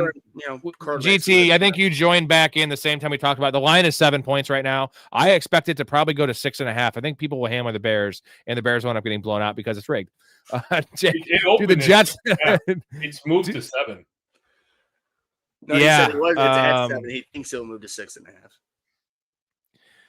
We talked about this already. We say 30%, 30%. Me and Storey both have 30% chance that the Bears win, and Ray has a 50% chance. Although we're all Bears fans, but Ray is a bigger Bears fan, right? No, the Eagles do not have identity on the offense. They will this week. I think they're going to get back to their previous identity that won the Super Bowl, and that's rushing the ball with Saquon Barkley and Jalen Hurts. And I understand why they're not giving Jalen Hurts the ball as much because they don't want to risk his injury. But Saquon Barkley is a running back. You got to give him the goddamn ball because they're using him in pass protection, which is actually just as dangerous, right, guys? I'm sorry, I'm still trying to find this public money. Yeah. Yeah. I mean, either way, I've already said my part that So- that Eagles offense is off, and they're not what they were last year, and that's a fact. J-Bob, come at me. It's a fact. I'll just show you numbers. So according to the even Odds network, on the spread, 81% was coming in on the Browns plus 3.5 versus 19% on the Raiders. We're looking So- for over under. It's locked. Let's see what I got to pay to get into that. 50%. Oh, don't pay. Oh, Don't pay. $14.99 a month. I would tell you it's probably really close because a lot of people just bet overs in general in the NFL and also low totals. They always feel like, oh my God. Jacob, Neal or Gats in the flex this You week? just Ooh, this is one where I would go Neal. Like it's just really tough for me to trust the tight end in the flex. Really. Yeah. No, I'm with them. I mean, because here's the thing with the tight end, you could get 3 targets, and your tight end, or say your running back gets 15 opportunities, catches, or targets or handoffs. 100%. And plus, if you're within the 5-yard line, of course, there's always that option of a random tight end play action dump off. But more often than not, the running back's getting that goal line work as well. So it's Neal. I got to do this chug because we might have another one coming up. Jason says, Storey getting nervous for some reason, ... Big Ray, you flat earther. We won the space race, you commie. All about the man in the box, brother. Ray is actually the biggest patriot in the world. I'll say this. I want to end it here because I don't want to get into this conversation. I think we're all on record saying that the original moon landing was probably a hoax, but they have been there because there was 9 different trips. I don't agree with Ray, that. you think it's real? Yes. The footage was fake. The footage was fake. You admit that, Story? No, it's more. It would Who recorded them blasting off? Face at the tech. No. technology at the time, Before it you would go any have been further, answer more that question, please, difficult Story. to Answer fake that the one. moon I'm landing chugging. than it was to actually go to the moon. That's the problem. Oh, Like, really? based And on and it the was also time- it was a race against the Russians to make sure who got there first. We faked it in Hollywood. We go, oh, hey guys, look, we got there first before you. Ha ha, we won. I'm just saying. And also, hey, Story. The Russians gave up on their space exploration program once that happened. So why would? Which is just hilarious. That was like a big fucking. It was essentially like a big fucking dick swing for everyone. Like we're gonna get there first instead of like let's just go to the moon and see what's up there. So dumb. I'm just saying, like the technology didn't exist to actually fake the moon landing at the time, but it did exist. But Storey, the Both of them. technology, the reason that we were never there since then, because the technology was destroyed, and like all the numbers and all the the schematics and all that was destroyed. So we that's why we never went back there. And also, all right. I gotta cut this off because we could be here all night with this one. Jason says we went to the moon. We went to the moon. Oh my god. We do believe they did go at some point. I just don't know about the first time. I have a question about the first time. I'm not gonna say 100 with certainty they did or didn't. I lean that they didn't, and I lean the footage. I know the footage was faked. I know that. I'm not saying I know it. I'm 99% sure that that's true. Yeah, you can never go 100% with any of these things just because that's not good business. So, all right, I'm going to chug this. Keep talking about yeah, Wait, go ahead. so he said one? Oh, I'm pointing at the point. All right, no, damn, Rob, if you're on top of me because of the StreamYard. We have two different things. So, top Rob, then Ray, now Storey. Here we go, boys. You got 3 chugs out of us. Yeah. Can the bear? I'm way whoa. Up in the chat, Hey, wait. Bad. I see some ECC. Oh, let's go. What? Oh yeah, E-Town, baby. Ray, good call. Anyone who gets a face tattoo, you know what? If it's a small one, maybe. I actually don't mind the entire Stranger Things. It got weird for a bit, but it's one of those shows where like you're kind of sucked in. Like Lost is kind of like that. Lost ending is terrible, but Lost is an all-time show. I'm saying I was the one who said that. I'm just saying from multiple people who told me kept watching. Did you go? Clearly, I've watched many other things for other, whatever. But I'm saying, like, if I watch a TV show, I need to sit down and watch it and not do anything else. And when it's people told me that it was really, really good, I mean, clearly it's a pop culture phenomenon, but I'm a big fan of, I like fully well-rounded shows, and I'm not going to waste 5 seasons of watching television when the last 2 aren't up to the first 3. Sorry, that's just me. I never watched Lost is because everybody who told me about it was like, "You gotta watch Watch Lost. It's amazing, but the ending sucks." Well, then why am I going to invest 5 seasons of my life? The ending is not like Game of Thrones. The journey. Their ending is not like Game of Thrones ending. The journey, bro. Journey's better than the nonsense. David, I'm about to win my league because of the stream. Can you please announce that my league commissioner Edison is going to win the Pooper Trophy?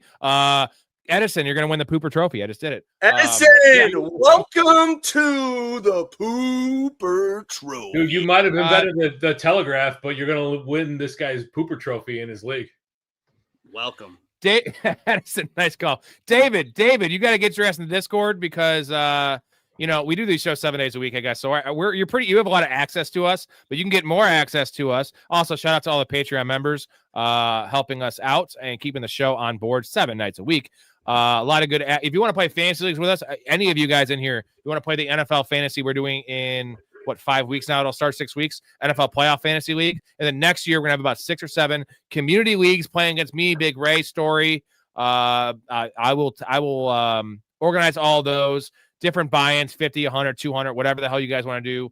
Be a great time. Talk about them on the streams. Also free merchandise. Be a guest on the show. Gonna have 2 guests on the show. ProfessionalFanatics.com, gentlemen. So whoever's in here that's not in there, I know a lot of our fans are here that aren't in there, and I don't know what you're waiting for. Also, support the channel because I want to do this forever, but it's going to be hard to do this forever if I can't pay my rent in a year from the show. So I need to do that because I need to eat. That's reasonable. And drink. Actually, drink. Well, I was going to say, first off, you'll eat. Don't you worry. I'll feed you if you need me. Yeah, I'll eat. I'll go. I'll go like Charlie and go get some nuts in the backyard. Like, yeah. Well, I mean, if everybody really wants to know why anybody's friends with me at this point, it's like any survival situation pulls up, I'm the first one's getting eaten. Oh, I thought you meant like, you've got a place we can escape to and like set up. Oh well, no, that I do have. That is not necessarily personally mine, but close friends that are. Yeah, that's always my running joke. It's like, there was a grizzly. We're camping out. There's a grizzly bear. Oh, I just need to outrun the slowest guy. Well, that's me, and I'm Jason. Meat Sweats. We've been to the moon. Earth ain't flat. Real quick, don't hold your comments because we're gonna say this for another episode. Hastings is apparently now a flat earther. So what we have, Jason, you're gonna come in the show. It'll be me, Jason, Ray, and it'd be like a 4-way, right? Me and Jason on the side of the Earth is fucking round, and then Ray and Hastings on the side that is flat, and it's gonna be awesome. I'll moderate. Yeah, You be the fifth. You be the host. You be the fucking judge. Dude, it'll be a 5-way. Speaking of host, you've got college football rundown in the description, right? I do. Because I had to step in for hosting duties this week, and it was my first time in the big chair, and I think I filled in admirably. So I believe Storey, based you're on like one of the Storey, most. based on your fantasy college, what the fuck? I believe oh yeah, you're all right. fantasy I championship. believe you're all right, dude. I Starts saw tomorrow, that. baby. No, but I he's more saw talking that. about the hosting. I Like know. hosting is a different I know. perspective. No, and like I Storey, know. if you act like Hosting you're is- like I think I did it. Storey, you're the fucking goat. Like I am this channel, but like you as a dude, you should be on like you're way better than this show. Like you should be a You're a professional. smart man, like, dude. And you're know- very you know- well spoken. Like dude, yeah. you're the goat. It's You're all a because business Actually, no, man, dude. I'm the actual goat, but like you're right there with me. Storey, you're a Um, businessman, dude. You talk to all different types of He's a freaking lawyer. people all the time. He's a lawyer. Yeah, Storey, there you yeah, go. lawyer So Storey. that's what I'm saying. I do want to see how Storey can handle the chat though, and in the producing. I'm gonna That's a- put in that's a that test different- now, Storey. that's more a different important, more school importantly, altogether. No, and the 7 beer chugs. So you gotta do that and chug well, 7 beers. that's more important. That's You the know, key, baby. See how long it takes me to do one. David, I have Benson, Hampton, Tracy, non-PPR. You're just starting Tracy this week. Like the other guys aren't even gonna play. And even if they do play, I'm Tracy's playing been Tracy. getting Right? Well- more and more work, and he got more work in the red zone last week too. So they're still going to use Singletary, but Tracy is not PPR. Well, I don't think Benson's playing. Hampton's going to split work. Tracy will split work as well, but he's got the opportunity to score. It's Tracy. Well, that's what I was going to ask you, Story. That I mean, if it would be so tempting to play Hampton if he's especially we all know if he's activated off the IR on Saturday, then he's playing. But so then that's what I'm saying for you. You still wouldn't play him. You'd play Tracy. I'd still play Tracy. Yeah. If he's Yeah, playing, we're- it's going to be we're playing limited Tracy. this week. Right. Next week, that's a different story. Next week, I Sure. think he's fully healthy. He plays. Jason, what's your team? Jason's probably a Gators fan, right? Or he's in Florida, Is so he from Florida? Could be the U. no, he might be a Florida A&M fan. Or Florida- Florida A&M. Hey, what about what's that basketball team? The Florida Florida Gulf Coast? International? No, Florida Gulf Coast. That basketball, Oh. the team that made the run to the Sweet 16, the Slamma Jamma team. Yeah, it was Jason, Florida what's Gulf Coast. your I'm What's your gonna go college Florida Gulf Coast because Jason I love his vibe, and I saw where he was golfing and picking up his beers off his house in the golf course. Jason, sorry, you didn't ruin the show. Like this is like the show. The show is you guys are the show. The chat is the show. We will just react and talk and go down crazy tributaries on whatever you say. And the thing is, me and Ray have had many arguments, conversations about all these crazy conspiracy theories. I'm all for it. Dashy, start Devin Achane or Kyron Williams. Devin Achane? Oh my god, yeah, it's Zero H-N. question. I have Kyron in 2 leagues. I have no H-N, but if I had to choose and I had H-N, I'm taking H-N. You He's take number- the usage, the opportunity, the touchdown equity. They're not even running it on the goal line anymore. Well, and the number one thing is exactly, dude, like that Devontae Smith fade within the 5-yard line is like almost guaranteed. It seems like Yeah, at least a try. At least a After try. Adams fade on the goal line. That's what I mean. Yeah, like I'm saying, they're doing that every try. It seems like at least once. Like they're, we'll give you a try and do it, and then if it doesn't work, they might do it twice, and then they'll figure Question: it out. So worst franchise, Jets or Browns? I need the answer. Just no elaboration. Worst Jets. It's a tough one. It's a tough one. Jets. Jets. Jets. Browns. I'm gonna because say, Browns. now they both had. Now I'll give you the elaboration because they both had nice starts. You know, right? Jim Brown, and then the whole, the Jets winning in the 67 or whatever the hell it was, with Joe Namath, who was fucking Jesus, Joe Namath with that fur coat. I'm gonna say the Jets are worse because they have a big market and they have higher expectations. Well, no, I mean, here's the thing. It's very easy. I mean, I said the Browns because that's the easy answer. It's true because they were an original franchise. They came back, and since they've come back, they've done absolutely nothing. But their owner has shown he may be terrible, but he tries. Myles Garrett, he'll be paid. Deshaun Watson, I'm sorry, had a bad shit throat in my bobbins, but my point is that Woody Johnson, right? That dude doesn't try. Like he just doesn't try. No, And that as we well know, and everybody in this chat, when you may pay attention to the Chicago Bears, but I'm saying all other Chicago owners, especially Jerry Reinsdorf, who owns the Bulls and the White Sox, who's baseball, they don't care. He doesn't care. He just thinks, oh, as long as the people come to the games, that's it. Yep, money. Yep. Gosh, sorry, go ahead. The reason it's the Jets is, let's get to the super chat first. Yeah, Dak is a lead against the blitz. Spags got cooked. Can we let's just 100%. squash this right now? Dak is so much better than Jared Goff. We all agree with this? Yes. Oh, yeah. It's not even close. 100%. Like, Jared Goff has benefited from Ben Johnson. Crazy, personnel around him. And his personnel. Yeah, the Rams, too. I still don't think Dak is, a Hall of Fame quarterback by any stretch. Dude, you put Dak on the Lions, though? Oh, my God. Oof. Yeah, what would they do? What would they look like? You know what I mean? With a better defense. I mean, and maybe coaching, too. I mean, maybe just as much Dak's as been offense, just ruined. maybe They've ruined Dak with the injuries, too. What was your comment we interrupted Story about the Jets? Browns actually made some smart hires at some points in their career. They did hire Jimmy Haslam at one point, which was a good hire. The Jets, I cannot tell you the last hire they made that was worth anybody's salt. So give me the Jets as the worst franchise in professional sports. In professional sports? Maybe the Mavericks.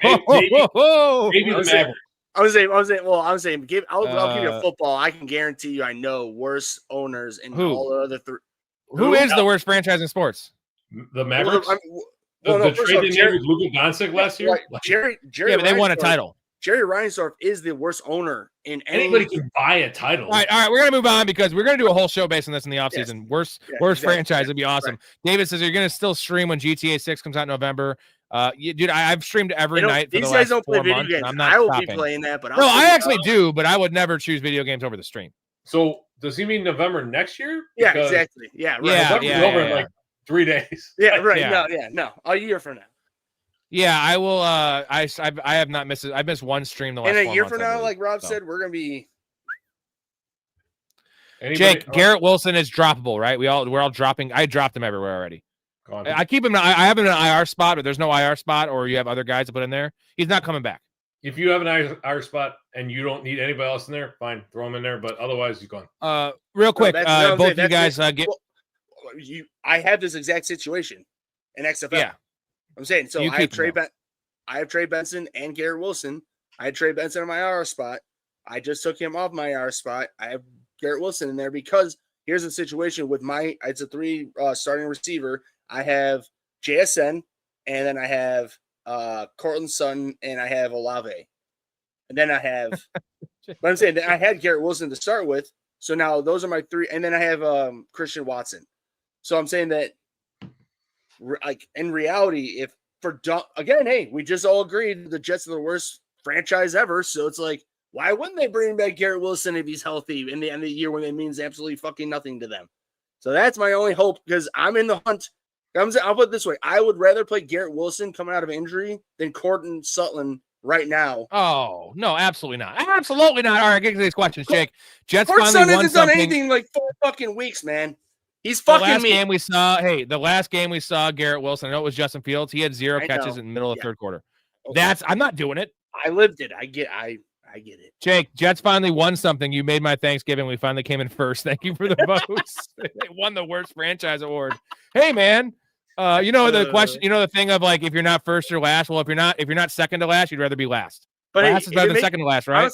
But if honestly it makes him feel any better, I would have voted the Bears if they would have not hired Ben Johnson and Kevin Warren and been changing the culture. If they just had who was the turd that was the accountant that was the Bears president for all these years, if that dude was still in charge and then they hired Ben Johnson or some other, I would have been I would have been Bears all day. The Bears have actually made changes, so thank God. Taj, Hurts and Fields are the Superman meme when it comes to reading defenses. Now, okay.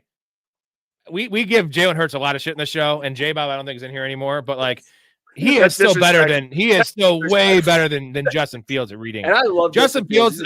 Justin Fields literally reads defenses like Derrick Rose actually reads, which he doesn't know how.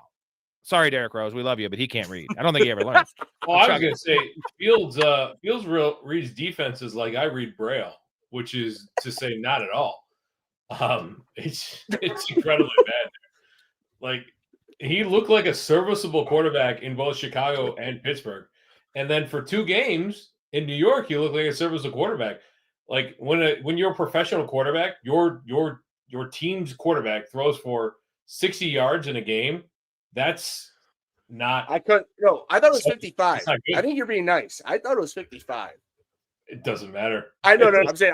I think you're being nice. I thought in your head you're like, 55. I'll round it up to be 60. I think it was that bad. It might. I get where Chaz is coming from, but man, Fields is so much worse than Hurts. Broadway Joe, Woody is my guy. Meets Sweats Rob Story. I agree with his politics. What is Woody? Is he just a straight conservative? Woody or Joe? No, not no. The Woody Marks. Woody Johnson. Yeah, Woody Johnson. Yeah. I mean, he's a billionaire. Of course, he's a conservative. Just to kind of clear the air Mark for everybody. Who's Woody Johnson? Ray is a Trumper. Woody, the owner of the Jets, right? Isn't Woody Johnson? Yeah. Okay. God. Okay. Yeah, he's been drinking. Just to clarify on this show, Ray is a very, very hardcore Trump fan. Me and Storey are moderate. What are we? Storey? We're nothing. We don't care. Is that what we are? Independence. Independence. That's the word. Yeah. Americans. No, I just say I'm a human. I'm a human. Can I say that? Sure. I care about. So you're gonna say that about me and fuck you. You're not gonna tell how I give every single human being their own chance till they. You do. I'm not. I wasn't saying anything against you. Well, this you see Star Trek 2? You should have might have said I didn't that. say you're not a human. Who watch us Star Trek 2? I'm a huge Trump. Wrath of Khan. You ever see Star Trek 2? There's nothing wrong with being a Trumper. Ray, you ever see Star Trek 2? Yeah. So at the end, after Spock sacrifices himself and they're doing the funeral, and he's like, from all the all the guys all the officers of my life, he's like, his was the most human. Him doing the eulogy at the end. Like I always go back to that. But no, sorry, I'm being serious. Like, of course, I mean, when I say of course, I mean Rob just said, I mean, I do like Trump, but any person I ever meet for the first time, they come to me, I give them no biasness. I don't care what they look like until they do something to me to change my opinion on what they're doing towards me. I mean, I'm being honest with you. Unless I will admit, if there's a big group of 1,000 of people that are all just saying all the same things, well, I may have a different opinion on that. But in general, any person I come in contact with, I seriously, honestly, truly give them an opportunity. I don't care if they are liberal. If they're just nice to me and give me cordial, just not, positive feedback and being a good person, I don't care what your politics are. You can hate Trump all you want. I have family and loved ones and friends that I love to death that fucking hate Trump. Do I hate them? No. I don't give a shit. All right, moving on. Thank you, Ray. Joe Blacko, is Lamar completely cooked? I still trust him, but he's not a top 5 guy going forward. Do we all agree? Yeah. Right now he's not. No. That offense is so dysfunctional. You can't possibly start him as a top 5 guy. The past 3 weeks have been very, very bad. I'm going to reiterate what I said at the top of the show. I think it's extremely mental, and we hope that he gets out of this funk. But he's 9 to 12. He's in that range. Well, and I would start. I would start Brisker at this point. He'll be passing. They have no run, and they have no run. Brissett. I'm sorry, Brissett. Jacoby. Max says, let me also point out these aren't the original Browns. The 1996 Ravens were created because the model relocated the team. So in the that's middle a good of the point. night, he's not. No, wait. Was that the Colts? Actually, yes, Indianapolis Colts. Yeah, or Baltimore Colts. Yes, the Baltimore Colts that the Colts moved to Indianapolis, and then Thank Baltimore. you, Ray. Thank you. Yep. While Lamar is hurt, he's still hurt, and he's getting more healthy, but his mind is hurt now because now he's not trusting himself. I think we're all in agreement there. Yeah, his arm, his accuracy's garbage, and it's terrible. He's been. I mean, surprisingly, his whole career, I've been shocked how well he's been. His arm strength, there's nothing wrong with his athleticism, but he's been wholly inaccurate. And that really does. I mean, if you're as accurate as he's been his entire career, that is a mental thing for sure. Yeah. And the fact of the matter is, the biggest receiver of this game was Isaiah Likely, and then Mark Andrews. They did go after the tight end, but no wide receiver caught more than 2 passes. That's a problem. Big time. What do we do with Isaiah Likely? Is this just a flash in the pan? You don't do anything with him. You don't pick him up. You don't stash him. It's not worth a pickup. This was a flash fan. The Bengals are statistically the worst team against tight ends. That's extremely what it is. He probably had a touchdown. Like, I don't know that they should have overturned that. It doesn't matter. Like, it doesn't matter. Like, Isaiah Likely has been trash this year. We thought he would have taken a step forward. Other than tonight, he's been unrosterable. You're not going to pick him up because of a good performance against the Bengals defense. I would agree, because here's the thing is that I had Mark Andrews last year in Rob's Balls Deep League. He was injured, didn't do much, blah, blah, blah, blah. Because he was older, and I just thought, like, well, I didn't want to touch him with a 10-foot pole this year. As at the tight end position, if you don't have one of the top 3 to 5 elite, more like top 3 elite options, I would have loved to have him right now. And my point is that last year, Isaiah Likely was getting at the more opportunity, the more, just because, I mean, obviously Mark was hurt, Andrews was hurt as well. But this year, with him being more healthy, Isaiah Likely is just more he's the flash in the pan, like Storey said. So I'm rostering him, though. You want to know why he's on the roster if you have a bye? Because as a second tight end, he is a guy you could play in a pinch because touchdown upside if this offense gets back on track. But he is the one of the few examples of a tight end handcuff. Would you guys agree? Yeah. Yes. Where would you guys rank Likely if Mark Andrews went down? He'd be a top 6, top 7 guy, right? No. Dude, what do you mean? Top 10 for sure. Mark Andrews. Top 11. No. I would put he has more catches and more athleticism. volume than Mark Andrews. But he's still extremely touchdown dependent. So there's but he's way more athletic than Mark I'd rather have Theo Johnson than Isaiah Likely. Sure, no. I think he's talking just if Mark Andrews missed, you'd rather have Theo Johnson?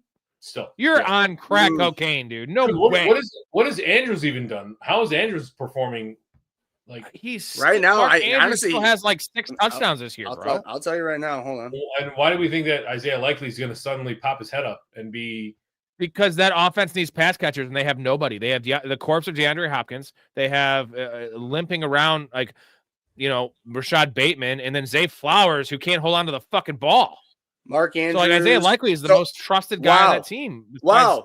How about you two go tell yourselves to go fuck each other in a good way? Because Mark Andrews and Theo Johnson, as we speak, in at least balls deep story, to be honest, like this is in that scoring PPR, but they equally have 111.7 points each. Yes. yes. But we also had a bunch of weeks that doesn't count. No, I'm going to give you the last couple of weeks at least. So, okay, so I'll give. All right, so since the bye week for Mark Andrews, week 7, 6, 17, 10, 16, 2, 9. Theo Johnson, since the same time, he had 5. Grab one more beer. 5, 11, or 5, 12, 15, 6, 11.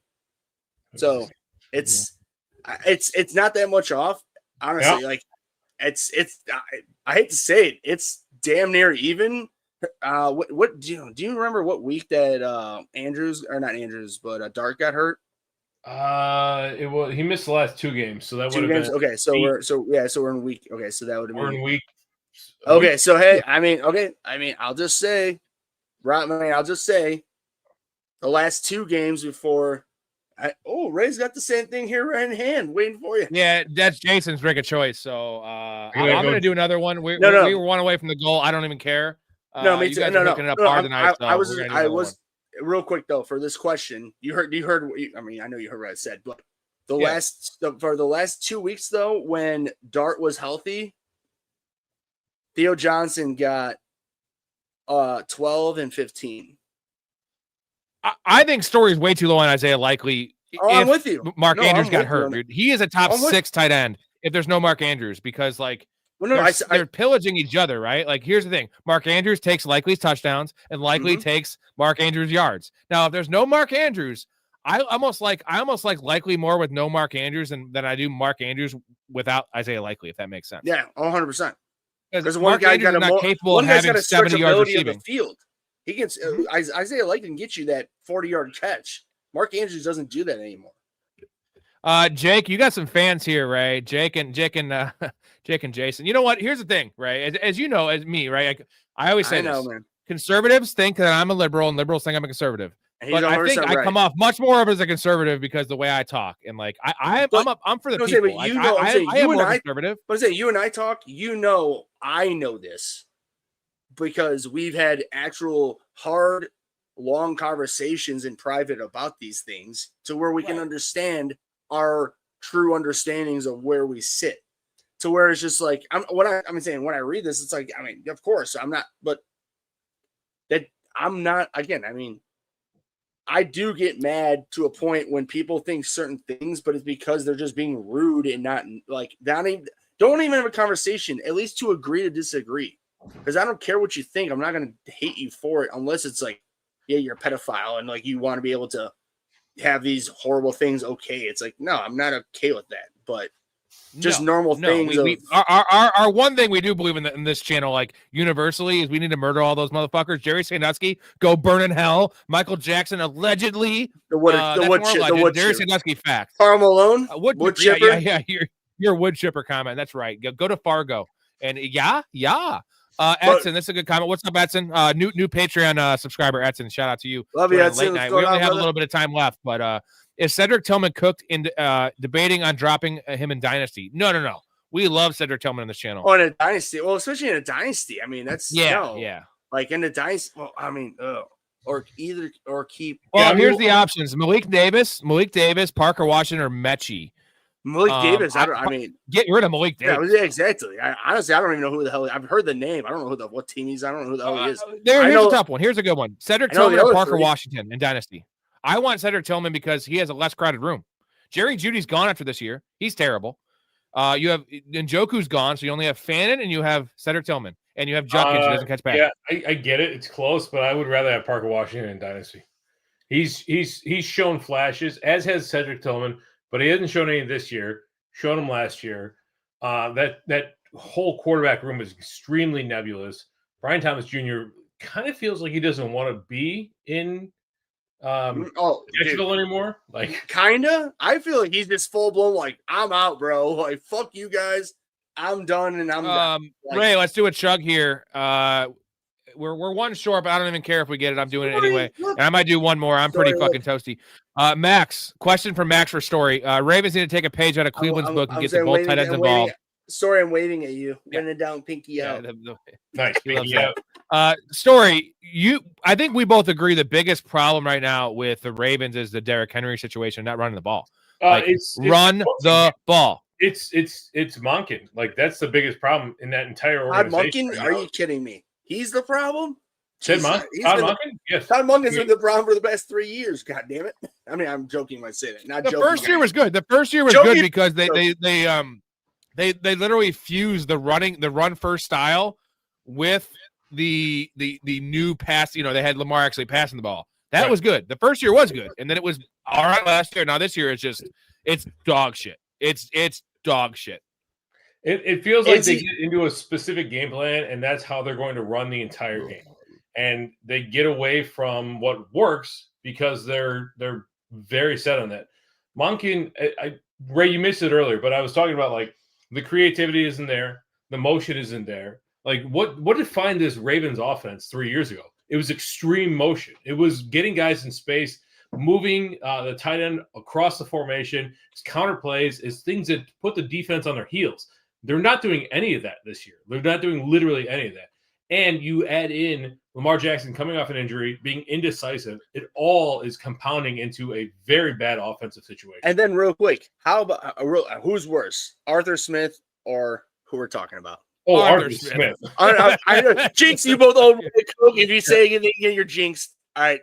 You know what it is? It's President Jason's comment. Well, you both just jinxed yourself. Hold on. He says, "Amen, brother. We ain't no Gacy fans or Pogo." So the Arthur Smith versus Todd Monken debate is literally like Arthur Smith is John Wayne Gacy, and then Todd Monken is like Jeffrey Dahmer.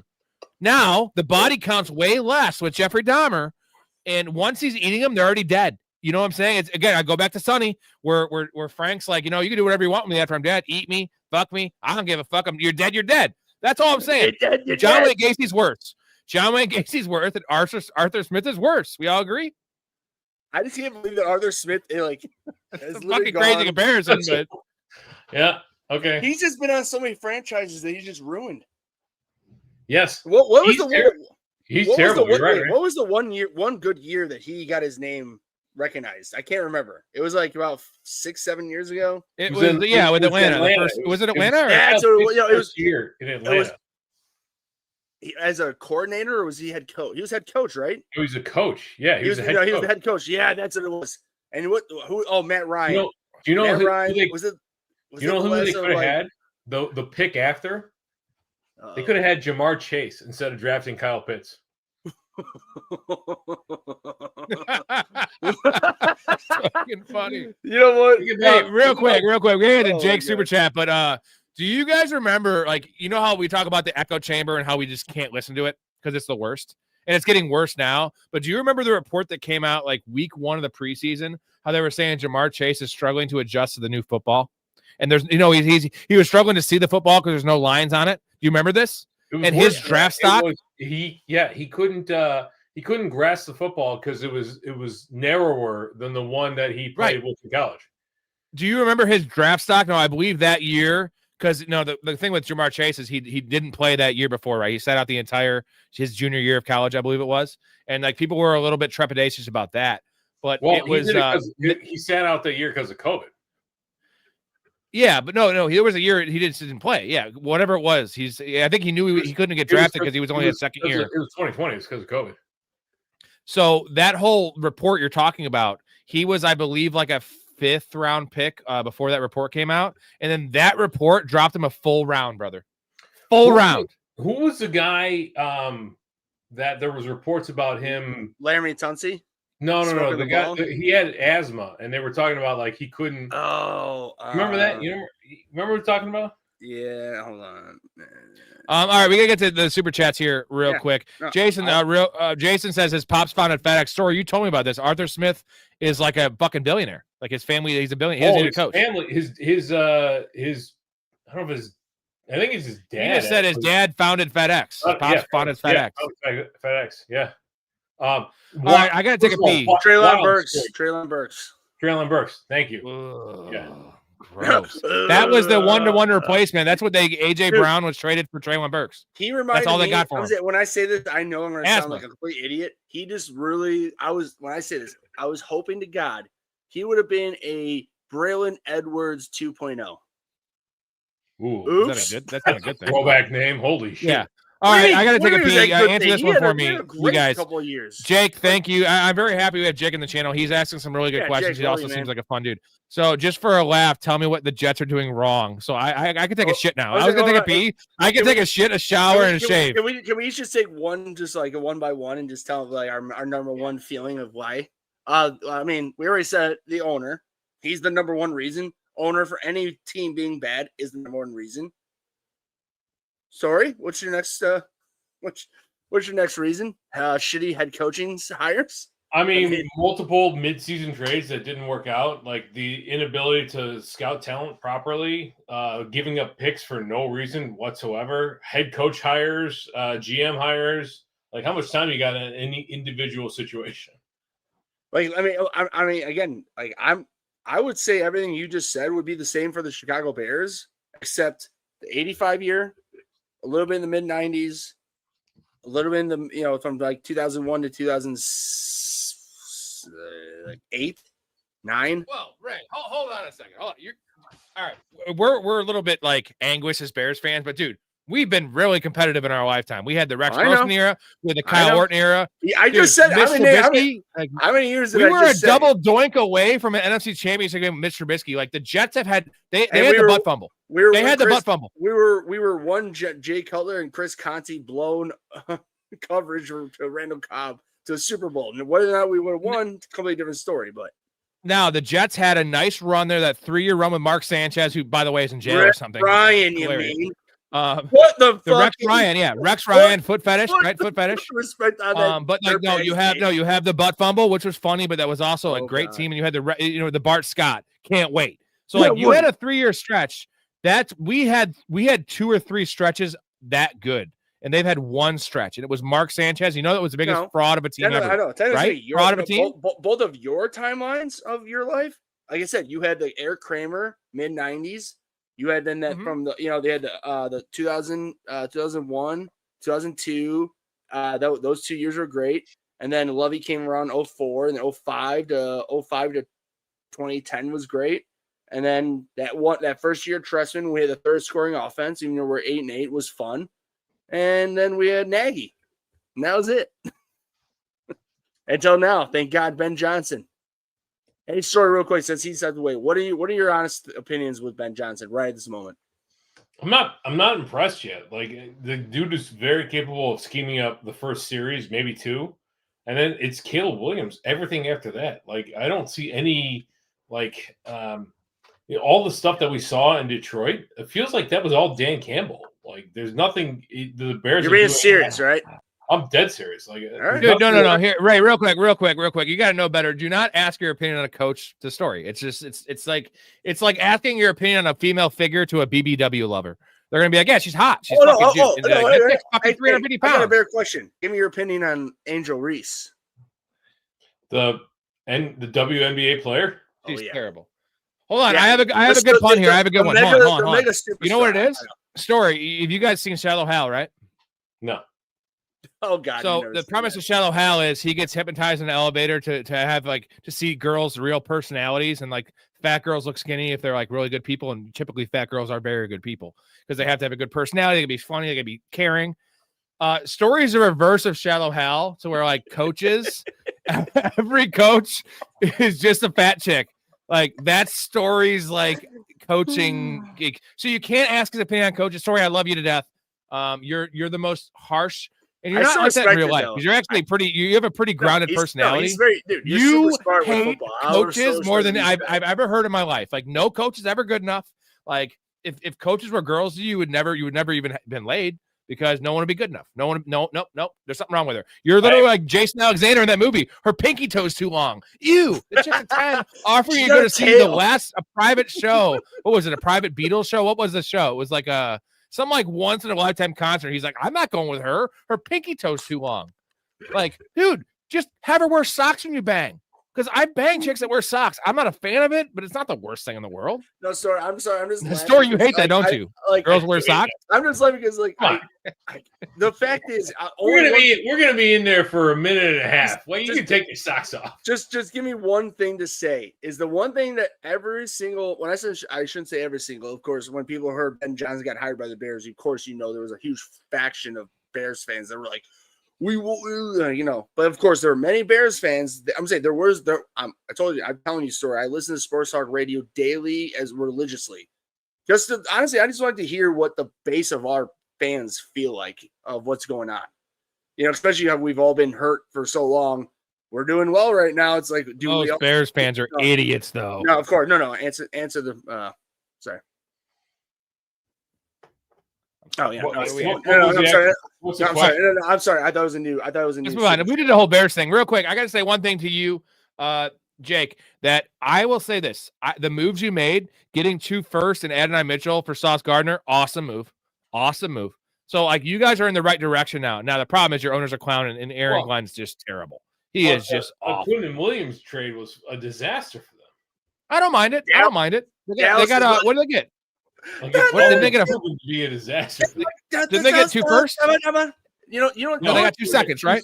2 firsts. Dallas is literally dancing like D12, Eminem. Right yeah, now. so they even out. So they even out to a good trade, right? The Quinn Williams. They should have traded Breece Hall. They should have traded Garrett Wilson. Maybe not Garrett Wilson, but Breece Hall for sure. To get a 3rd rounder. Take a 3rd rounder.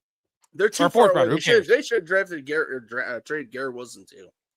All right, let's get the last questions in here, and then we got a boogie. If Olave misses, who should I play at flex? Debo, Jalen Warren, Gainwell, McLaurin. Not McLaurin, even if he comes back. Jalen Warren. Debo. I got Debo ahead of Jalen Warren. I'm saying PPR. No, there's especially with McLaurin coming back. I'm not rolling the dice on it. Well, is he coming back though? Okay, good call. If McLaurin comes back, we go Jalen Warren. He's almost certainly coming back. He put in full practice today. Okay, well, that's fair. Then I'm fuck going yeah, Jalen Terry. Warren. I have a lot of Terry. Not a lot. McLaurin. Big Ray, I'll send you a museum in the Discord. You guys are gonna have a great little personal chat in the Discord. Science Museum? Also, you guys are gonna be, dude. I'm gonna be in a fucking whirlwind tomorrow night with Big Ray and Jason. That's what I was That's just gonna be thinking. a whirlwind, man. Rob, I'm I promise looking you, forward to it. I promise you, I will try to be the middleman of. When I say middle, I'm saying of like ideas.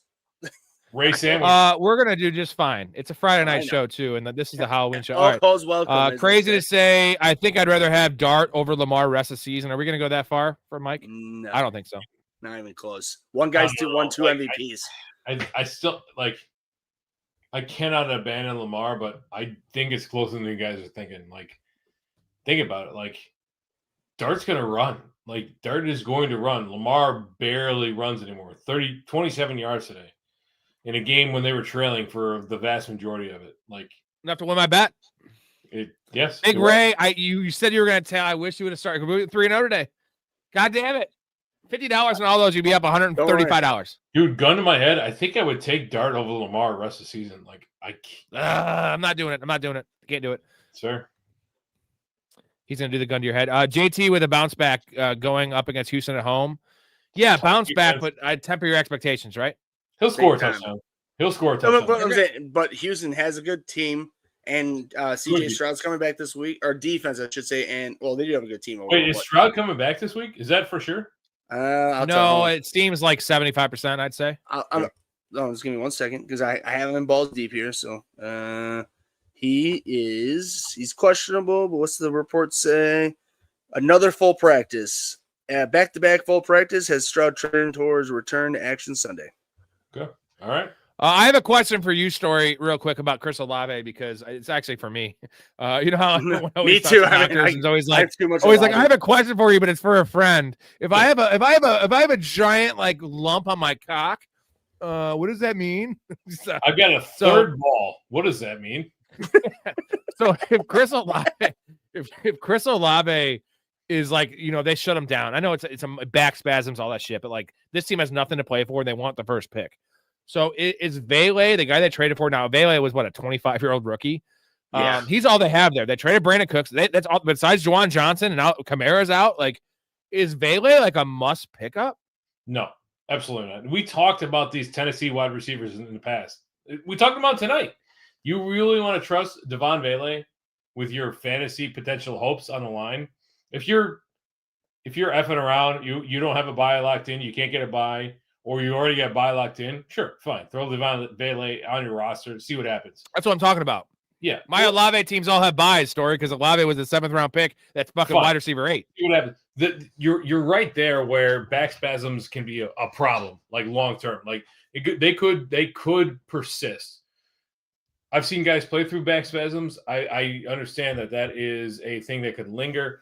In fact, like the more that I think about tonight, the more I think about Olave is probably less than 50-50. Like I wouldn't be surprised tomorrow if it came out that was like, we're like, Olave's not playing.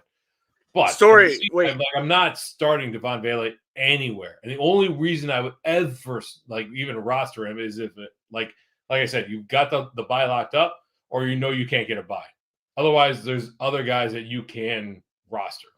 Hey, Storey, are you trying to say that back injury could be a fucking lingerer, man? Lingerer. No, he hasn't seen Pineapple Express. I know he has. That's why I'm telling. No, I'm saying that. Do yourself a favor and watch that movie. Storey, I know. Real quick, Edson says this guy hated on Sean as a coach. Can't take his opinion on the men of serious. Again, preface everything which he hates every coach, so don't take it personally. He hates Sean Payton. You can't. You gotta throw it out. Hey, don't you hate Sean Payton? Storey, I got a personal connection with Sean Payton. He's a single-time brother. You don't hate my brother. Put in Taysom Hill. That in and of itself should disqualify you for like anything. No, you got to go macro, right? Macro, he's a good coach. No, macro, he took Pete Kamara off. No, that's micro. That's micro, Story. You know, macro. I understand the difference. Listen, I understand the difference between microeconomics and macroeconomics. Okay, I get the difference. Do you? The bottom line is Taysom Hill should be dragged in front of the Hague and tried as a war criminal. Okay. Taysom Hill was awesome for that stretch. Get the hell out of here. Look at Ray going crazy. Am I starting Scary Terry over Mechie, Parker Washington, DK? If so, in what order? Now he's back. Unfortunately, I hate to So say it, like in a vacuum, of course, but I hate no, to say no. I Well, might- Brian Thomas is probably back. Brian Thomas is back. So Okay. I'm starting. All right, so I'm starting Parker Washington. Scary Terry over Parker I think Washington. it's 50-50 on Brian Thomas. Last report. Io Manor might come back. I don't know what that means to you guys. DK's been a sneaky good guy this last few weeks, man. Hey, I'm starting Adonai Mitchell in a few spots this week. Is that There crazy? you go. Hey, Ray, I'm starting him in XFL. Dude, Ray, or sorry, Story, here's a stat. I don't know if you heard this. How many air yards do you think for targets? How many air yards do you think Adonai Mitchell had last week? I don't know, 140. Yeah, exactly. Is it 145? 145? Bro, he had 6 targets, 2 catches, 42 yards. He knew that answer. 140 I honestly did not know that I'm answer. joking. That's huge, though. That's how fantasy points are made, Story. Well, I mean, like Opportunities, fantasy Rob, experts, opportunities. banging on about air yards, and what does it translate to in fantasy points? Like, Sometimes not a lot. Who does? I'm very this, encouraged with Adonai Mitchell. I think Adonai Mitchell could be a league winner, bro. I know it sounds crazy. I mean, it's the Jets, dude. Like Opportunity, and talent. Now he can't catch the ball. Maybe he could fix that. Opportunity and talent are there for Adonai Mitchell, and I think he could be a top 15 option rest of the season. Just real quick, it sounds crazy. It's a hunch. Do you guys? I have him everywhere. I have him everywhere. I need him. everywhere. I'm losing everyone. Olave's gone. Like Drake London's gone. They're all gone. My teams are all like fucking 9 and fucking 3. I honestly don't think that Olave plays this week. Like realistically, I think you should be making other plays. Oh, this is okay. That's a good call. I agree with you, Edson. I agree with you. He says McVay, not Sean Payton. Yes, McVay is a top 3 coach. And in Story, on record, you got to admit it right now. He's a top 3 coach. He's not a top 3 coach. Okay, who's ahead of him? Who's ahead of him? Who's ahead of him? He's coaching in the number 1 team by a mile right now. Okay. I'll tell you what a top 3 coach does. I don't care. I don't care. Give me a top 3 coach. It doesn't matter. It doesn't matter, Story. Give me the top 3 then right now. You can't. Okay, you can't cop out and not give me a top. Give me your top 3. If give me Sean McVay's in there. Andy Reid. What guy? Andy Reid's actually. Andy Reid is coaching a 5-6 team right now. Yeah, 6 and 6. 5, but who? Okay, That's come on. Mahomes is his fault. Okay, give me a top 3 before you slander a guy. That's all I gotta say. You gotta give me some evidence here. He's got to think. It's gonna be really hard because he's not gonna be able to make it. We'll get there. Hang on. Go to Dude. No, I'm not going to the next question. I'm putting you in the fucking spot. I'm with Rob. Let's go. You're just being a damn hater. Thank you, Ray. Ray. No I think reason. Sean McDermott's a better coach than Sean McDermott's gonna get fired if they don't make the fucking Super Bowl or the AFC Championship. Gross. Oh, I'm telling you right disgusting. now, he is gone. Dude, after Sean this McVay has year a Super Bowl. If they do not win the Super Bowl, gone. Especially if they don't make the AFC Championship, he is for sure. Yeah, he has gone. a Super Bowl against Zach Taylor. You could win the Super Bowl against Zach Taylor. Dude, shut the hell up. See, he has an argument for everything. Give me the top 3 coaches. You can't just tell me he's not good. Give me the top 3. Come on. Hey, you got to have them. Right? You're the coaching whisperer that everyone sucks. Give me the top 3. Andy Reid. I heard Andy Reid. I'll give you that one. Andy Reid. Yeah. Dan Campbell? No. Not after today. That was gross today. Ben Johnson's over him, so that's me. Ben Johnson hasn't had enough. Come on. No. Who is it? Give me the top 3. I'm working. I'm thinking, Kevin McCarthy. Kevin McCarthy's a better coach than Sean McVay. Who? Kevin McCarthy. O'Connell? Kevin O'Connell. KOC, you mean? Yes, Kevin O'Connell. These beers are catching up on him, man. He hasn't done anything. He hasn't done anything. 2:19 in the morning. He's coaching JJ9. Dude. He does nothing. Kevin O'Connell might get fired too. Yeah, but he's got to deal with the Vikings fans are not very happy with him right now. What has Kevin O'Connell ever done? He coached Sam Darnold last year. Yeah, they also got bounced in the first round. Oops. That does suck. Yeah, that makes sense. Yeah. All right. I'm not letting you off the hook on this one, motherfucker. Okay. What do you got? I want your top 3. Come on. All right, I got to go through the divisions here because there's better coaches than Sean McVay. Not better coaches, dude. All right, this is good radio right here. This is good stuff. Yeah, no, this is literally. I live for this right now. Like this is. Come on, man. I give you options. I would because dude. You know your shit story. I just loved it. All right, so right now, Matt LaFleur. You hate Matt LaFleur. I'm gonna go through every division right now. So we got New England. Is Vrabel top 3? Mike Vrabel might be a better coach. So is he top 3? I like Mike Vrabel. Better leader, not better coach. Is he top 3 for you right now? Good question right there. Mike Vrabel might be a better coach. No. We're asking your top 3. So is he top 3 in the NFL for you right now? That's a 'Cause really he's not tough for me. He's close, but he's not top He's 3. getting really stubborn this year, but he's ending up being a better coach. I love this. No, so again, no, you clearly want to. No, that's fine. Like, you can put him top 3. I don't think he's top 3, but Let's get back to some questions. People want to. No, we're already all cut up. We're already all cut up. This is what we're ending the show on. People we're want ending the show on, I fantasy think. questions answered. We got to give them to week. Dude, we're 13. on 3. No, you're not getting out of this one, bro. yeah, no, fuck People you, want dude. their week Real 13 quick, no, we're gonna come back to it, questions Mike. I'm on St. Brown is probably gonna be out until week 16 at the earliest. We agree? I'd say obviously week 15 at the earliest. But Edson, just so you know, this is Mike Storey's disease, and he is the most knowledgeable. Besides myself, the most knowledgeable NFL. He knows more college football than me. He is the most knowledgeable NFL football fan. I would say almost football fan because he knows college that I've ever met. This dude's a genius. He has a disease that he hates coaches, and we're gonna work through this. We're gonna give him an intervention on the show right now. We're gonna end like this. So we have Andy Reid. Andy Reid is the number 1 coach. Again, you just skip over asking me, who has more skin in this, that's upset. You're not going to ask me what I'm thinking? What age? All right. No, this is a story segment right now. This has to be a story segment. Ray. I feel very personal. About what? Sorry, about what? Ray got skipped over. About what? Sorry, my bad. What did I skip over you on? His opinions on the coaches in the NFL. No, you're both right. missing out. I know, because I have him on St. Brown. I'm very upset, and my Thanksgiving got ruined by that fucking injury because I'm not sure if he's going to be back to help me out for when I get into the playoffs. Because to be honest, I'm with the yeah, St. Brown. Yeah, St. Brown's out till week 16. We all agree. Sorry, he's clearly just really easy overlooking the one person who's in. I'm the one, Ray, for the 3-peat to get in charge of him to not win, and his ball's deep. Right. And now he's like, oh, we're gonna talk about this tomorrow. We got to get Story's answer. He's not getting out of this one. No. You have Andy Reid. You know every coach in the league, Story. They all suck. You have Andy Reid. I want a top 3. That doesn't include Sean McVay because he's terrible. Sean Payton, is he in there? I want to get it right. It's Sean. He's looking at. Is Sean Payton in there? Sean Payton. Out of your mind. Nick Sirianni. Sean Payton. Adam Gase. No, what? Adam Gase. It's a joke. We know Adam Gase. The fact that Ryan Pace is a head of scouting in Atlanta now, or a head of personnel, is hilarious. Story acts like Sean McVay is Adam Gase, though. That's the problem with what we're talking about here. And Story, intervention time. Don't act like you have an internet connection and get off. What do you got? Who you got? Your number 2. Second. What? Because he was a good offensive coordinator for the Eagles? He's done nothing on Indy besides this year. Excuse me. Besides this year, they're winning their division. They're going to lose in the first. So that is your top 3 NFL coaches in the NFL right now.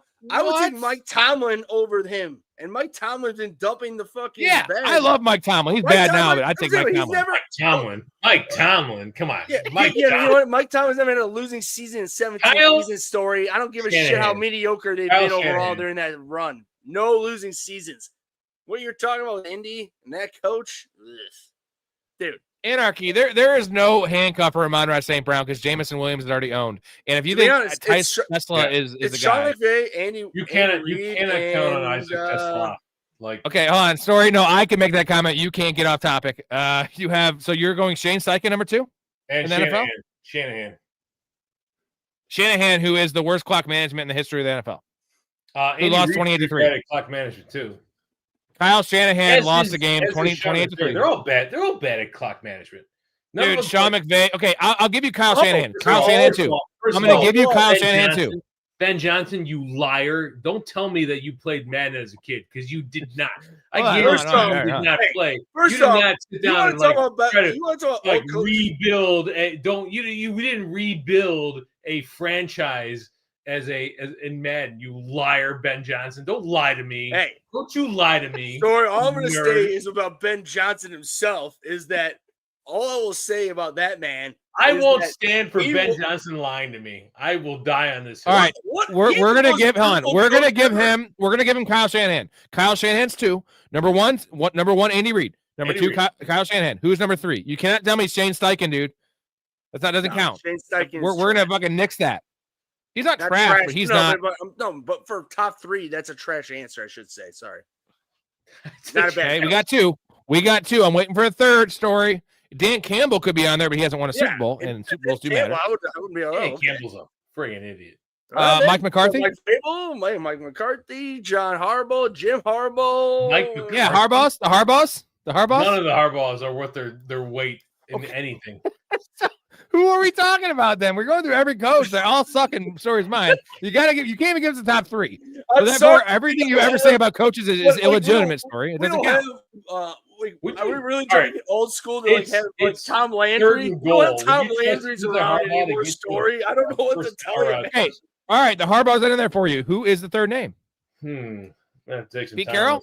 I'm gonna have to think. Pete Carroll. There's no thinking. No, the answer is Sean McVay. Sean McVay is the third best coach in the league.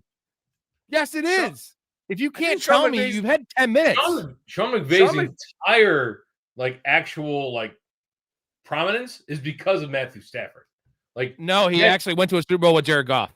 Great, and he put up 3 points. I don't care. 3 points. I don't care. He's always wins. Dude, good coaches, they don't put up 3 points in the Super Bowl. That's a problem. Who else? I'm working. I'm getting there. He's working on it. Mike McDonald. Seattle. I almost spit out my drink, dude. Come on. Hey, I'm just trying to give him a name to. We're going through all the names here, Ray. All right. I know.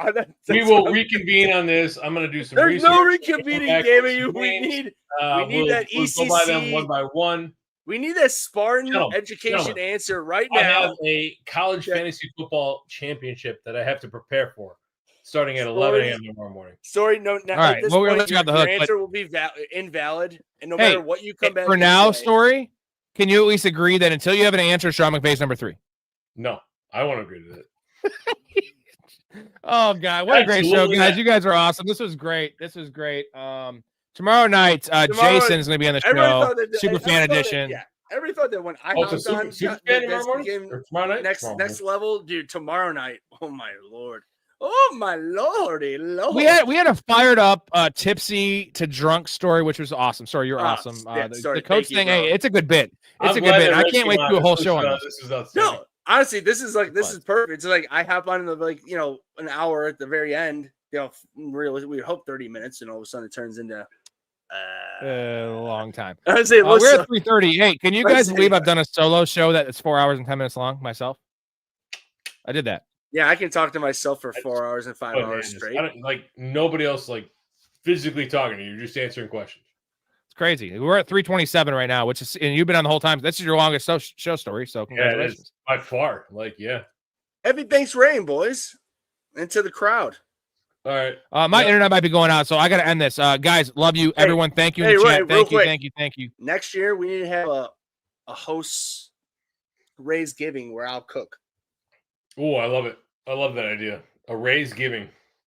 Not necessarily on the day of, just leading up to November sometime. The day after. Give us some cheesy potatoes. The Black Friday. We're lining it up. Everybody, happy Thanksgiving. Yeah, boys. I think Rob's. I think his internet went out. He's definitely. Everybody, enjoy yourselves. Be good to yourselves. Be good to everybody else. Ray, love everybody. See you, man. Happy Thanksgiving. Love you too, man. Yeah. We'll reconvene. Everybody, good luck in your matchups, and hit the Discord. Too, man. Yes, please. Everybody join the Discord. There's all the info, more than. You think this is helpful? The Discord is a million times over because. Yep. Literally active, not 24/7, but from 4 a.m. to 6 a.m. isn't active. So, it's all in the Discord. Ask your questions there.